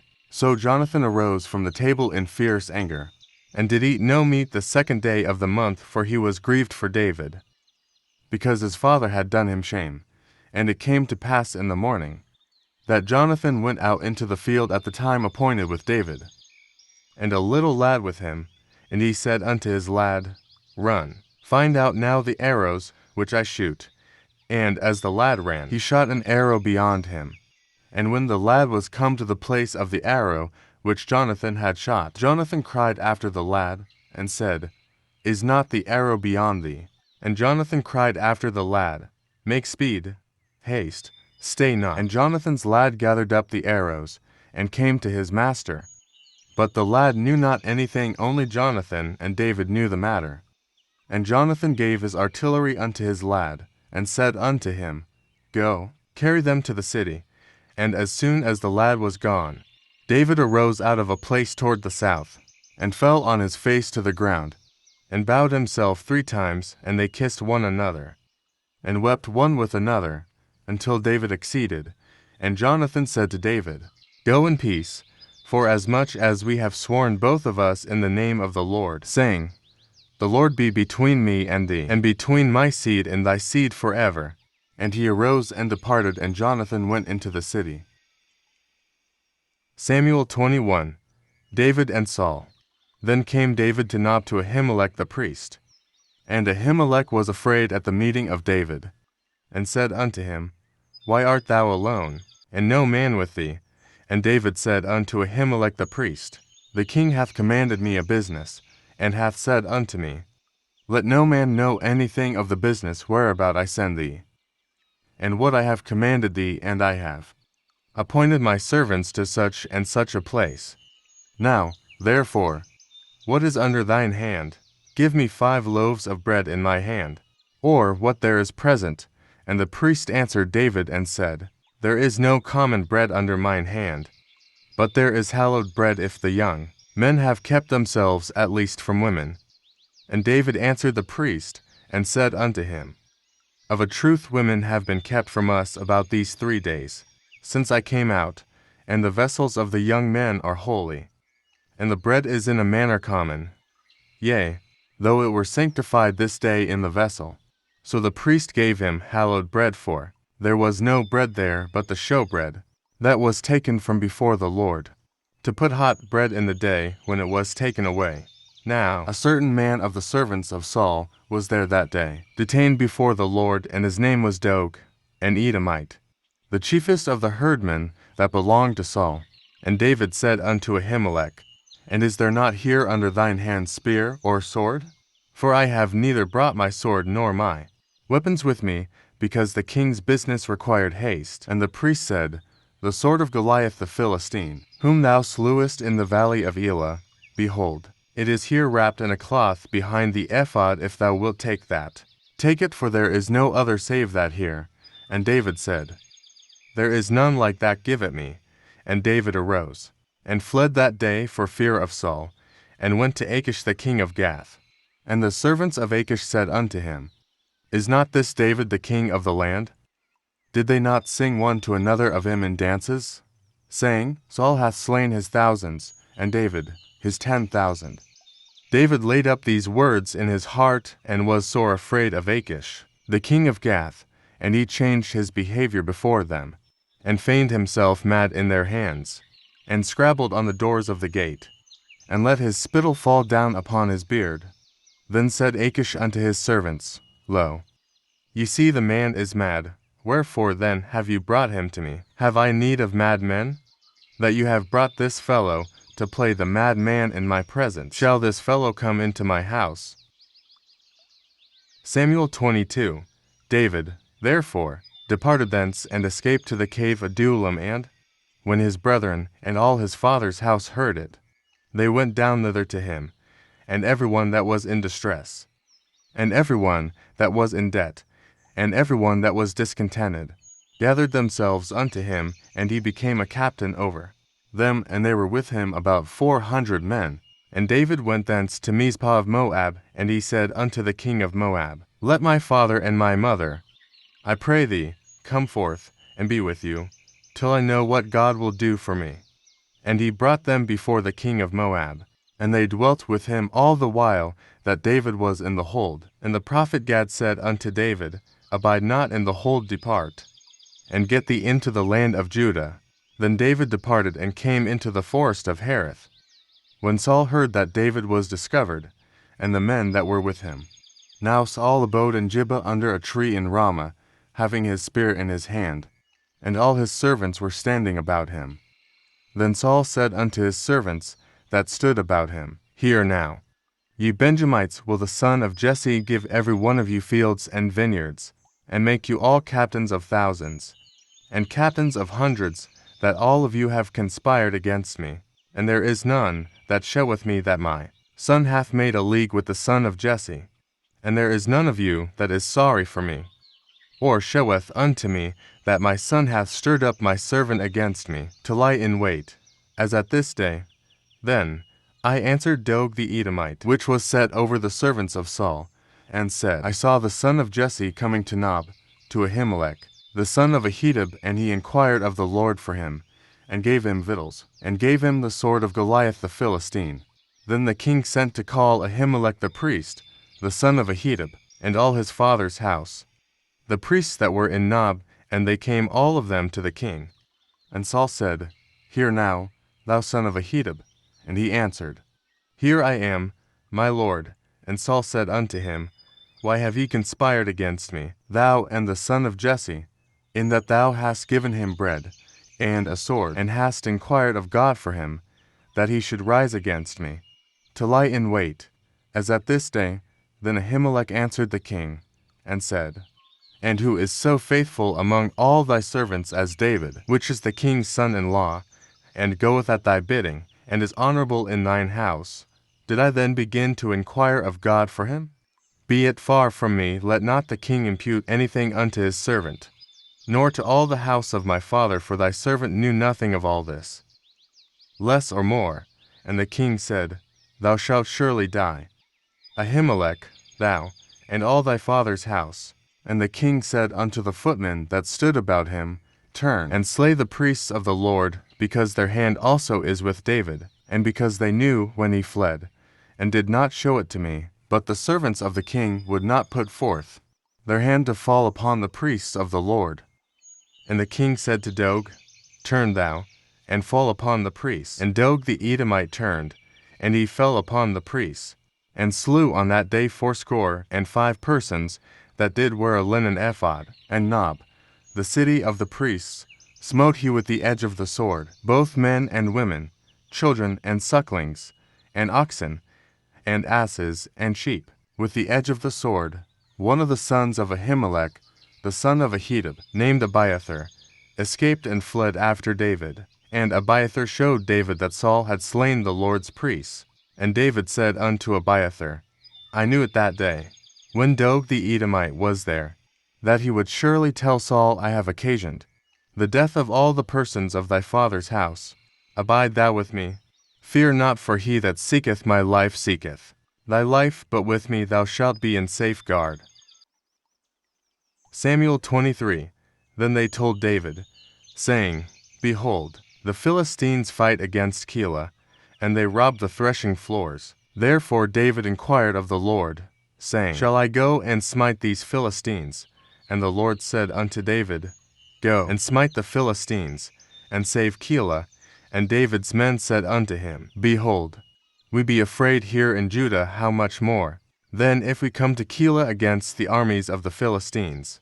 Then David inquired of the Lord yet again, and the Lord answered him and said, Arise, go down to Keilah, for I will deliver the Philistines into thine hand. So David and his men went to Keilah, and fought with the Philistines, and brought away their cattle, and smote them with a great slaughter. So David saved the inhabitants of Keilah. And it came to pass, when Abiathar the son of Ahimelech fled to David to Keilah, that he came down with an ephod in his hand. And it was told Saul that David was come to Keilah. And Saul said, God hath delivered him into mine hand, for he is shut in, by entering into a town that hath gates and bars. And Saul called all the people together to war, to go down to Keilah, to besiege David and his men. And David knew that Saul secretly practiced mischief against him. And he said to Abiathar the priest, Bring hither the ephod. Then said David, O Lord God of Israel, thy servant hath certainly heard that Saul seeketh to come to Keilah, to destroy the city for my sake. Will the men of Keilah deliver me up into his hand? Will Saul come down, as thy servant hath heard? O Lord God of Israel, I beseech thee, tell thy servant. And the Lord said, He will come down. Then said David, Will the men of Keilah deliver me and my men into the hand of Saul? And the Lord said, They will deliver thee up. Then David and his men, which were about 600, arose and departed out of Keilah, and went whithersoever they could go. And it was told Saul that David was escaped from Keilah, and he forbare to go forth. And David abode in the wilderness in strongholds, and remained in a mountain in the wilderness of Ziph. And Saul sought him every day, but God delivered him not into his hand. And David saw that Saul was come out to seek his life. And David was in the wilderness of Ziph in a wood. And Jonathan Saul's son arose, and went to David into the wood, and strengthened his hand in God. And he said unto him, Fear not, for the hand of Saul my father shall not find thee, and thou shalt be king over Israel. And I shall be next unto thee, and that also Saul my father knoweth. And they two made a covenant before the Lord, and David abode in the wood. And Jonathan went to his house. Then came up the Ziphites to Saul to Gibeah, saying, Doth not David hide himself with us in strongholds in the wood, in the hill of Hachilah, which is on the south of Jeshimon? Now therefore, O king, come down according to all the desire of thy soul to come down, and our part shall be to deliver him into the king's hand. And Saul said, Blessed be ye of the Lord, for ye have compassion on me. Go, I pray you, prepare yet, and know and see his place where his haunt is. And who hath seen him there, for it is told me that he dealeth very subtilly. See therefore, and take knowledge of all the lurking places where he hideth himself. And come ye again to me with a certainty, and I will go with you, and it shall come to pass, if he be in the land, that I will search him out throughout all the thousands of Judah. And they arose, and went to Ziph before Saul, but David and his men were in the wilderness of Maon, in the plain on the south of Jeshimon. Saul also and his men went to seek him. And they told David, wherefore he came down into a rock, and abode in the wilderness of Maon. And when Saul heard that, he pursued after David in the wilderness of Maon. And Saul went on this side of the mountain, and David and his men on that side of the mountain, and David made haste to get away, for fear of Saul for Saul. And his men compassed David and his men round about to take them. But there came a messenger unto Saul, saying, Haste thee, and come, for the Philistines have invaded the land. Wherefore Saul returned from pursuing after David, and went against the Philistines. Therefore they called that place Selahamoketh. And David went up from thence, and dwelt in strongholds at En-gedi. Samuel 24. And it came to pass, when Saul was returned from following the Philistines, that it was told him, saying, Behold, David is in the wilderness of En-gedi. Then Saul took 3,000 chosen men out of all Israel, and went to seek David and his men upon the rocks of the wild goats. And he came to the sheepcotes by the way, where was a cave, and Saul went in to cover his feet. And David and his men remained in the sides of the cave. And the men of David said unto him, Behold the day of which the Lord said unto thee, Behold, I will deliver thine enemy into thine hand, that thou mayest do to him as it shall seem good unto thee. Then David arose, and cut off the skirt of Saul's robe privily. And it came to pass afterward, that David's heart smote him, because he had cut off Saul's skirt. And he said unto his men, The Lord forbid that I should do this thing unto my master, the Lord's anointed, to stretch forth mine hand against him, seeing he is the anointed of the Lord. So David stayed his servants with these words, and suffered them not to rise against Saul. But Saul rose up out of the cave, and went on his way. David also arose afterward, and went out of the cave, and cried after Saul, saying, My lord the king. And when Saul looked behind him, David stooped with his face to the earth, and bowed himself. And David said to Saul, Wherefore hearest thou men's words, saying, Behold, David seeketh thy hurt. Behold, this day thine eyes have seen how that the Lord had delivered thee today into mine hand in the cave. And some bade me kill thee, but mine I spared thee, and I said, I will not put forth mine hand against my Lord, for he is the Lord's anointed. Moreover, my father, see, yea, see the skirt of thy robe in my hand foreign, that I cut off the skirt of thy robe, and killed thee not. Know thou and see that there is neither evil nor transgression in mine hand. And I have not sinned against thee, yet thou huntest my soul to take it. The Lord judge between me and thee, and the Lord avenge me of thee, but mine hand shall not be upon thee, as saith the proverb of the ancients.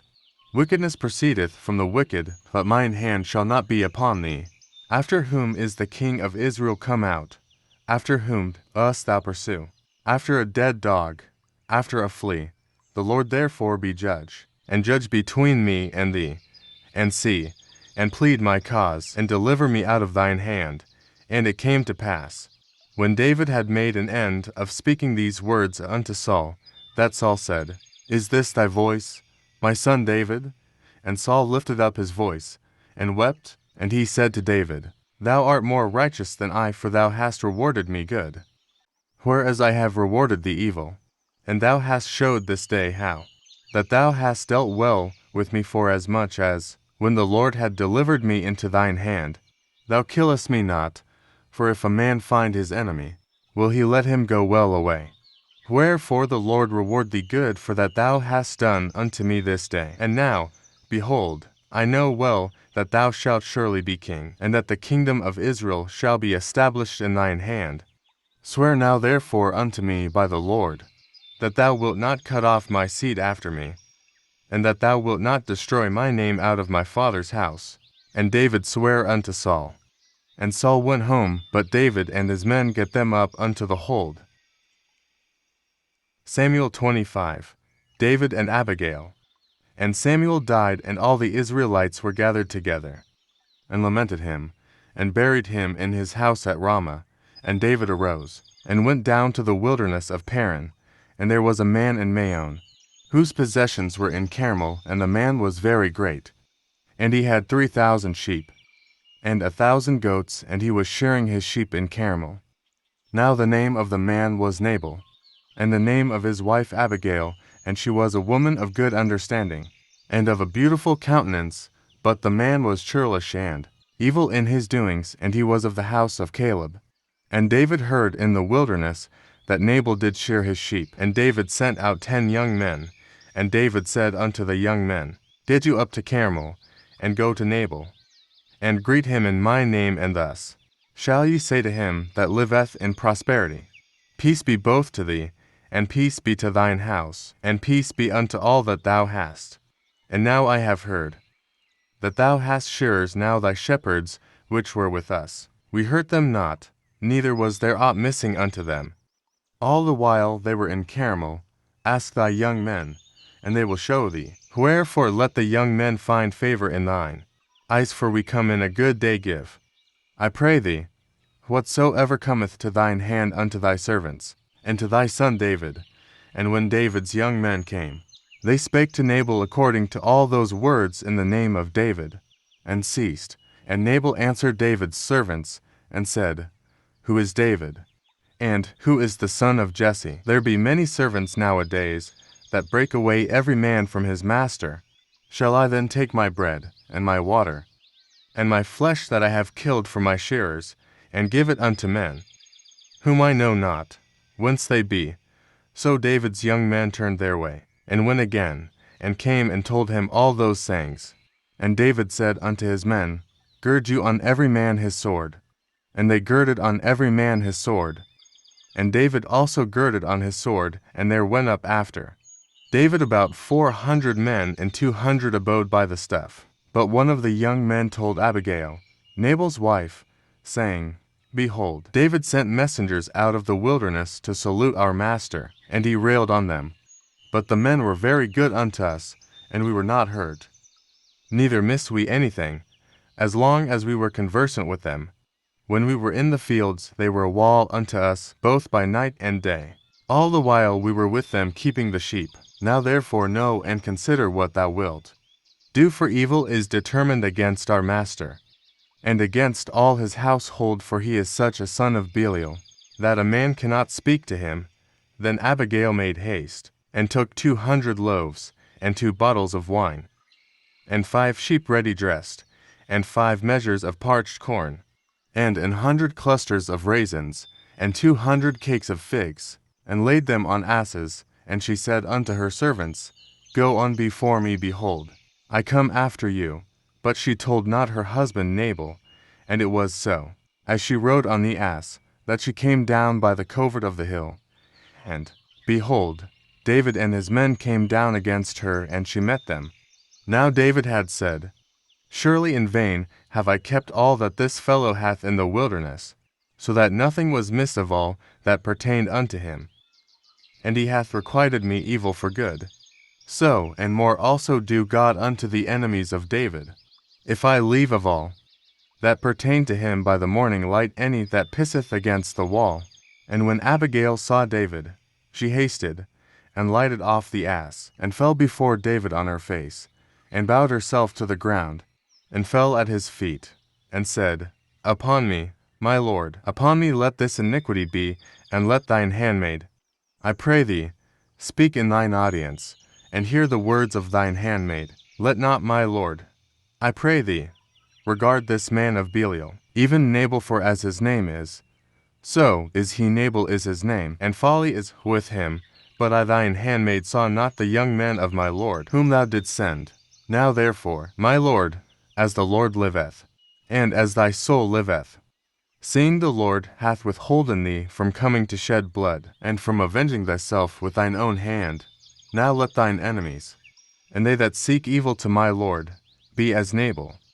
And now this blessing, which thine handmaid hath brought unto my lord, let it even be given unto the young men that follow my lord. I pray thee, forgive the trespass of thine handmaid, for the Lord will certainly make my lord a sure house, because my lord fighteth the battles of the Lord, and evil hath not been found in thee all thy days. Yet a man is risen to pursue thee, and to seek thy soul, but the soul of my lord shall be bound in the bundle of life with the Lord thy God, and the souls of thine enemies. Them shall he sling out, as out of the middle of a sling. And it shall come to pass, when the Lord shall have done to my lord according to all the good that he hath spoken concerning thee, and shall have appointed thee ruler over Israel, that this shall be no grief unto thee, nor offense of heart unto my lord, either that thou hast shed blood causeless, or that my lord hath avenged himself. But when the Lord shall have dealt well with my lord, then remember thine handmaid. And David said to Abigail, Blessed be the Lord God of Israel, which sent thee this day to meet me, and blessed be thy advice, and blessed be thou, which hast kept me this day from coming to shed blood, and from avenging myself with mine own hand. For in very deed, as the Lord God of Israel liveth, which hath kept me back from hurting thee, except thou hadst hasted and come to meet me, surely there had not been left unto Nabal by the morning light any that pisseth against the wall. So David received of her hand that which she had brought him, and said unto her, Go up in peace to thine house. See, I have hearkened to thy voice, and have accepted thy person. And Abigail came to Nabal, and, behold, he held a feast in his house, like the feast of a king, and Nabal's heart was merry within him. For he was very drunken, wherefore she told him nothing, less or more, until the morning light. But it came to pass in the morning, when the wine was gone out of Nabal, and his wife had told him these things, that his heart died within him, and he became as a stone. And it came to pass about 10 days after, that the Lord smote Nabal, that he died. And when David heard that Nabal was dead, he said, Blessed be the Lord, that hath pleaded the cause of my reproach from the hand of Nabal, and hath kept his servant from evil, for the Lord hath returned the wickedness of Nabal upon his own head. And David sent and communed with Abigail, to take her to him to wife. And when the servants of David were come to Abigail to Carmel, they spake unto her, saying, David sent us unto thee, to take thee to him to wife. And she arose, and bowed herself on her face to the earth, and said, Behold, let thine handmaid be a servant to wash the feet of the servants of my lord. And Abigail hasted, and arose, and rode upon an ass, with 5 damsels of hers that went after her. And she went after the messengers of David, and became his wife. David also took Ahinoam of Jezreel, and they were also both of them his wives. But Saul had given Michal his daughter, David's wife, to Phalti, the son of Laish, which was of Gallim. Samuel 26 spares Saul's life. And the Ziphites came unto Saul to Gibeah, saying, Doth not David hide himself in the hill of Hachilah, which is before Jeshimon? Then Saul arose and went down to the wilderness of Ziph, having 3,000 chosen men of Israel with him, to seek David in the wilderness of Ziph. And Saul pitched in the hill of Hachilah, which is before Jeshimon, by the way. But David abode in the wilderness, and he saw that Saul came after him into the wilderness. David therefore sent out spies, and understood that Saul was come in very deed. And David arose, and came to the place where Saul had pitched, and David beheld the place where Saul lay, and Abner the son of Ner, the captain of his host, and Saul lay in the trench, and the people pitched round about him. Then answered David, and said to Ahimelech the Hittite, and to Abishai, the son of Zeruiah, brother to Joab, saying, Who will go down with me to Saul to the camp? And Abishai said, I will go down with thee.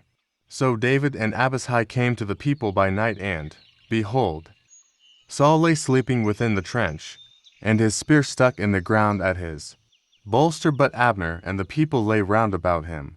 Then said Abishai to David, God hath delivered thine enemy into thine hand. This day now therefore let me smite him, I pray thee, with the spear even to the earth at once, and I will not smite him the second time. And David said to Abishai, Destroy him not, for who can stretch forth his hand against the Lord's anointed, and be guiltless? David said furthermore, As the Lord liveth, the Lord shall smite him, or his day shall come to die, or he shall descend into battle, and perish. The Lord forbid that I should stretch forth mine hand against the Lord's anointed. But, I pray thee, take thou now the spear that is at his bolster, and the cruse of water, and let us go.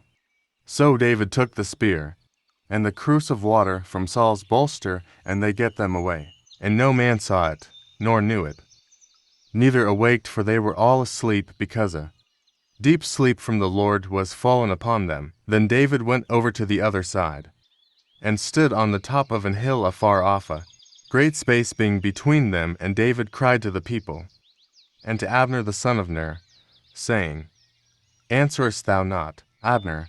Then Abner answered and said, Who art thou that criest to the king? And David said to Abner, Art not thou a valiant man, and who is like to thee in Israel?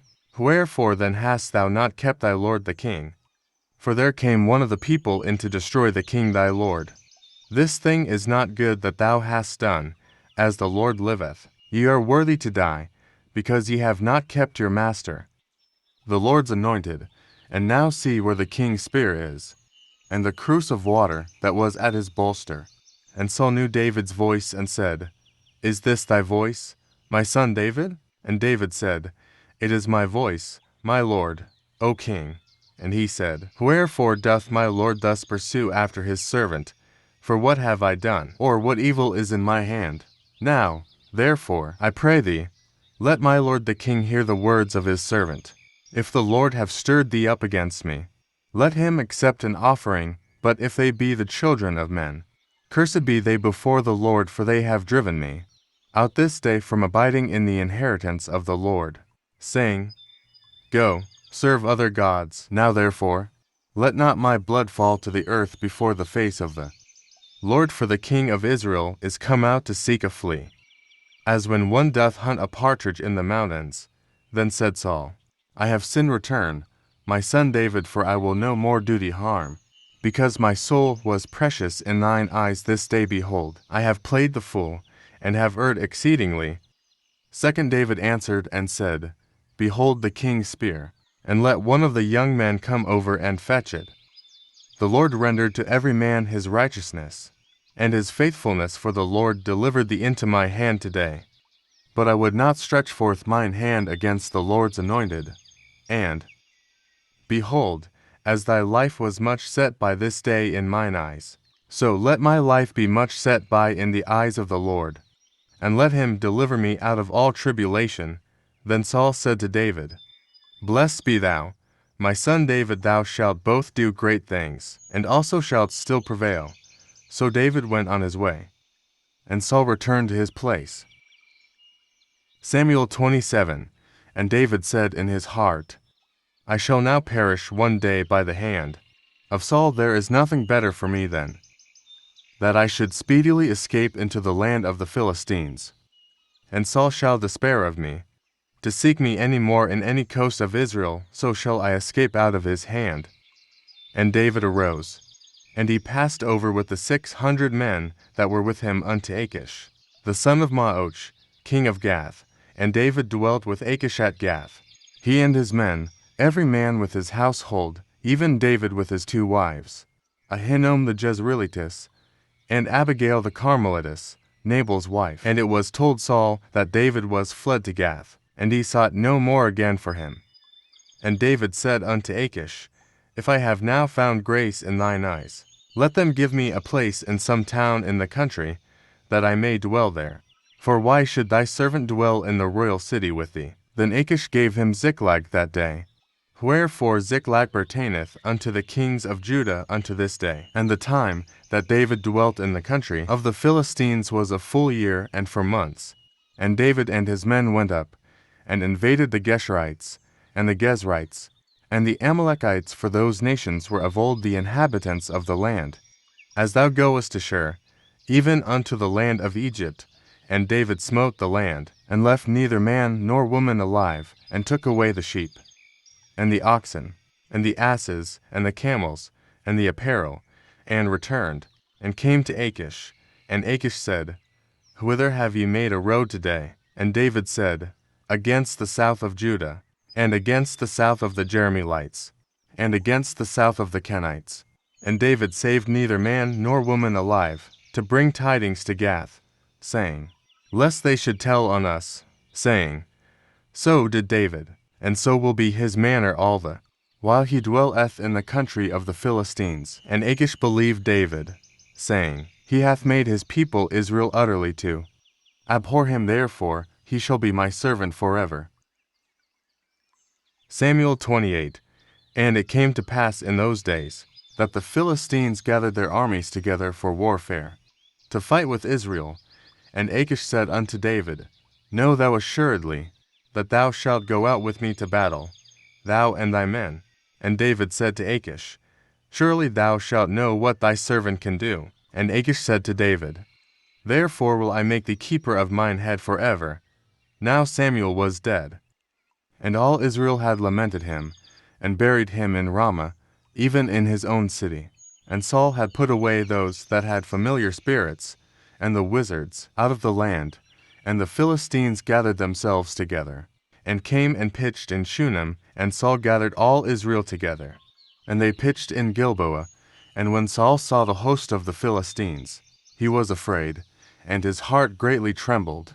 And when Saul inquired of the Lord The Lord answered him not, neither by dreams, nor by Urim, nor by prophets, the which of Endor. Then said Saul unto his servants, Seek me a woman that hath a familiar spirit, that I may go to her, and inquire of her.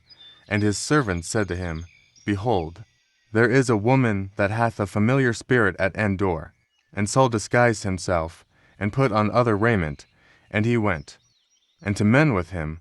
And they came to the woman by night, and he said, I pray thee, divine unto me by the familiar spirit, and bring me him up, whom I shall name unto thee. And the woman said unto him, Behold, thou knowest what Saul hath done, how he hath cut off those that have familiar spirits, and the wizards, out of the land. Wherefore then layest thou a snare for my life, to cause me to die? And Saul sware to her by the Lord, saying, As the Lord liveth, there shall no punishment happen to thee for this thing. Then said the woman, Whom shall I bring up unto thee? And he said, Bring me up Samuel. And when the woman saw Samuel, she cried with a loud voice. And the woman spake to Saul, saying, Why hast thou deceived me? For thou art Saul. And the king said unto her, Be not afraid, for what sawest thou? And the woman said unto Saul, I saw gods ascending out of the earth. And he said unto her, What form is he of? And she said, An old man cometh up, and he is covered with a mantle. And Saul perceived that it was Samuel. And he stooped with his face to the ground, and bowed himself. And Samuel said to Saul, Why hast thou disquieted me, to bring me up? And Saul answered, I am sore distressed, for the Philistines make war against me, and God is departed from me, and answereth me no more, neither by prophets, nor by dreams. Therefore I have called thee, that thou mayest make known unto me what I shall do. Then said Samuel, Wherefore then dost thou ask of me, seeing the Lord is departed from thee, and is become thine enemy? And the Lord hath done to him as he spake by me, for the Lord hath rent the kingdom out of thine hand, and given it to thy neighbor, even to David, because thou obeyedst not the voice of the Lord, nor executedst his fierce wrath upon Amalek. Therefore hath the Lord done this thing unto thee this day. Moreover the Lord will also deliver Israel with thee into the hand of the Philistines. And tomorrow shalt thou and thy sons be with me. The Lord also shall deliver the host of Israel into the hand of the Philistines. Then Saul fell straightway all along on the earth, and was sore afraid, because of the words of Samuel. And there was no strength in him, for he had eaten no bread all the day, nor all the night. And the woman came unto Saul, and saw that he was sore troubled, and said unto him, Behold, thine handmaid hath obeyed thy voice, and I have put my life in my hand, and have hearkened unto thy words which thou spakest unto me. Now therefore, I pray thee, hearken thou also unto the voice of thine handmaid, and let me set a morsel of bread before thee, and eat, that thou mayest have strength when thou goest on thy way. But he refused, and said, I will not eat. But his servants, together with the woman, compelled him, and he hearkened unto their voice. So he arose from the earth, and sat upon the bed. And the woman had a fat calf in the house, and she hasted, and killed it, and took flour, and kneaded it, and did bake unleavened bread thereof, and she brought it before Saul, and before his servants, and they did eat. Then they rose up, and went away that night. Samuel 29. David and his men. Now the Philistines gathered together all their armies to Aphek, and the Israelites pitched by a fountain, which is in Jezreel. And the lords of the Philistines passed on by hundreds, and by thousands, but David and his men passed on in the rearward with Achish. Then said the princes of the Philistines, What do these Hebrews here? And Achish said unto the princes of the Philistines, Is not this David, the servant of Saul the king of Israel, which hath been with me these days, or these years? And I have found no fault in him since he fell unto me unto this day. And the princes of the Philistines were wroth with him. And the princes of the Philistines said unto him, Make this fellow return, that he may go again to his place which thou hast appointed him, and let him not go down with us to battle, lest in the battle he be an adversary to us. For wherewith should he reconcile himself unto his master? Should it not be with the heads of these men? Is not this David? of whom they sang one to another in dances, saying, Saul slew his thousands, and David his 10,000s. Then Achish called David, and said unto him, Surely, as the Lord liveth, thou hast been upright, and thy going out and thy coming in with me. In the host is good in my sight, for I have not found evil in thee since the day of thy coming unto me unto this day. Nevertheless the Lord's favour thee not. Wherefore now return, and go in peace, that thou displease not the lords of the Philistines. And David said unto Achish, But what have I done? And what hast thou found in thy servant so long as I have been with thee unto this day, that I may not go fight against the enemies of my lord the king? And Achish answered and said to David, I know that thou art good in my sight, as an angel of God. Notwithstanding the princes of the Philistines have said, He shall not go up with us to the battle. Wherefore now rise up early in the morning with thy master's servants that are come with thee. And as soon as ye be up early in the morning, and have light, depart. So David and his men rose up early to depart in the morning, to return into the land of the Philistines. And the Philistines went up to Jezreel. Samuel 30. And it came to pass, when David and his men were come to Ziklag on the 3rd day, that the Amalekites had invaded the south, and Ziklag, and smitten Ziklag, and burned it with fire, and had taken the women captives that were brethren. They slew not any, either great or small, but carried them away, and went on their way. So David and his men came to the city, and, behold, it was burned with fire, and their wives, and their sons, and their daughters were taken captives. Then David and the people that were with him lifted up their voice and wept, until they had no more power to weep. And David's two wives were taken captives, Ahinoam the Jezreelitess, and Abigail the wife of Nabal the Carmelite. And David was greatly distressed, for the people spake of stoning him, because the soul of all the people was grieved, every man for his sons, and for his daughters. But David encouraged himself in the Lord God. And David said to Abiathar the priest, Ahimelech's son, I pray thee, bring me hither the ephod. And Abiathar brought thither the ephod to David. David inquired at the Lord, saying, Shall I pursue after this troop? Shall I overtake them? And he answered him, Pursue, for thou shalt surely overtake them, and without fail recover all. So David went, he and the 600 men that were with him, and came to the brook Besser, where those that were left behind stayed. But David pursued, he and 400 men, for 200 abode behind, which were so faint that they could not go over the brook Besser. And they found an Egyptian in the field, and brought him to David, and gave him bread. And he did eat, and they made him drink water, and they gave him a piece of a cake of figs, and 2 clusters of raisins. And when he had eaten, his spirit came again to him, for he had eaten no bread, nor drunk any water, 3 days and 3 nights. And David said unto him, To whom alone goest thou, and whence art thou? And he said, I am a young man of Egypt, servant to an Amalekite, and my master left me, because 3 days agone I fell sick. We made an invasion south of the Cherethites, and upon the coast which belongeth Judah, and upon the south of Caleb, and we burned Ziklag with fire. And David said to him, Canst thou bring me down to this company? And he said, Swear unto me by God that thou wilt neither kill me, nor deliver me into the hands of my master, and I will bring thee down to this company. And when he had brought him down, behold, they were spread abroad upon all the earth, eating and drinking, and dancing, because of all the great spoil that they had taken out of the land of the Philistines, and out of the land of Judah. And David smote them from the twilight even unto the evening of the next day, and there escaped not a man of them, save 400 young men, which rode upon camels, and fled.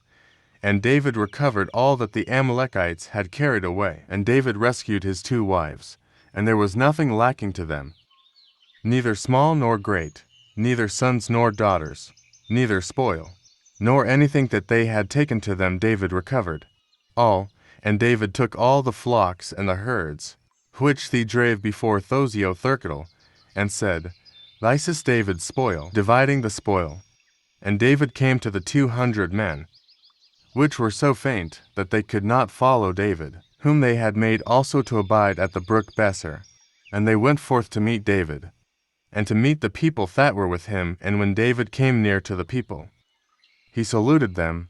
Then answered all the wicked men and BiBlE of those that went with David, and said, Because they went not with us, we will not give them aught off the spoil that we have recovered, save to every man his wife and his children, that they may let them away. Depart, then, David, ye shall not do so, my brethren, with that which the Lord hath given us, who hath preserved us, and delivered the company that came against us into our hand. For who will hearken unto you in this matter? But as his part is that goeth down to the battle, so shall his part be that tarrieth by the stuff. They shall part alike. And it was from that day forward, that he made it a statute and an ordinance for Israel unto this day. And when David came to Ziklag, he sent of the spoil unto the elders of Judah, evento his friends, saying, Behold a present for you of the spoil of the enemies of Fel Ordthath Wimwine like Bethel, and to them which wiren South Ramoth, and to them which wiren Jadder, and to them which wiren Aroer, and to them which wiren Siphmoth, and to them which wiren Eshtemoa, and to them which wiren Rachel, and to them which wiren the cities of the Jerahmeelites, and to them which wiren the cities of the Kenites, and to them which wiren Hormah, and to them which wiren Chor Ashan, and to them which wiren Athak, and to them which wiren Hebron, and to all the places where David himself and his men were wont to haunt. Samuel 31. The death of Saul. Now the Philistines fought against Israel, and the men of Israel fled from before the Philistines, and fell down slain in Mount Gilboa. And the Philistines followed hard upon Saul, and upon his sons, and the Philistines slew Jonathan, and Abinadab, and Melchishua, Saul's sons. And the battle went sore against Saul, and the archers hit him, and he was sore wounded of the archers. Then said Saul unto his armor-bearer, Draw thy sword, and thrust me through therewith, lest these uncircumcised come and thrust me through, and abuse me. But his armor-bearer would not, for he was sore afraid. Therefore Saul took a sword, and fell upon it. And when his armor-bearer saw that Saul was dead, he fell likewise upon his sword, and died with him. So Saul died, and his 3 sons, and his armor-bearer, and all his men, that same day together. And when the men of Israel that were on the other side of the valley, and they that were on the other side Jordan, saw that the men of Israel fled, and that Saul and his sons were dead, they forsook the cities, and fled, and the Philistines came and dwelt in them. And it came to pass on the morrow, when the Philistines came to strip the slain, that they found Saul and his 3 sons fallen in Mount Gilboa, and they cut off his head, and stripped off his armor, and sent into the land of the Philistines round about, to publish it in the house of their idols, and among the people. And they put his armor in the house of Ashtaroth, and they fastened his body to the wall of Bethshan. And when the inhabitants of Jabesh-Gilead heard of that which the Philistines had done to Saul, all the valiant men arose, and went all night, and took the body of Saul and the bodies of his sons from the wall of Bethshan, and came to Jabesh, and burnt them there. And they took their bones, and buried them under a tree at Jabesh, and fasted 7 days. Thank you for watching. God bless you.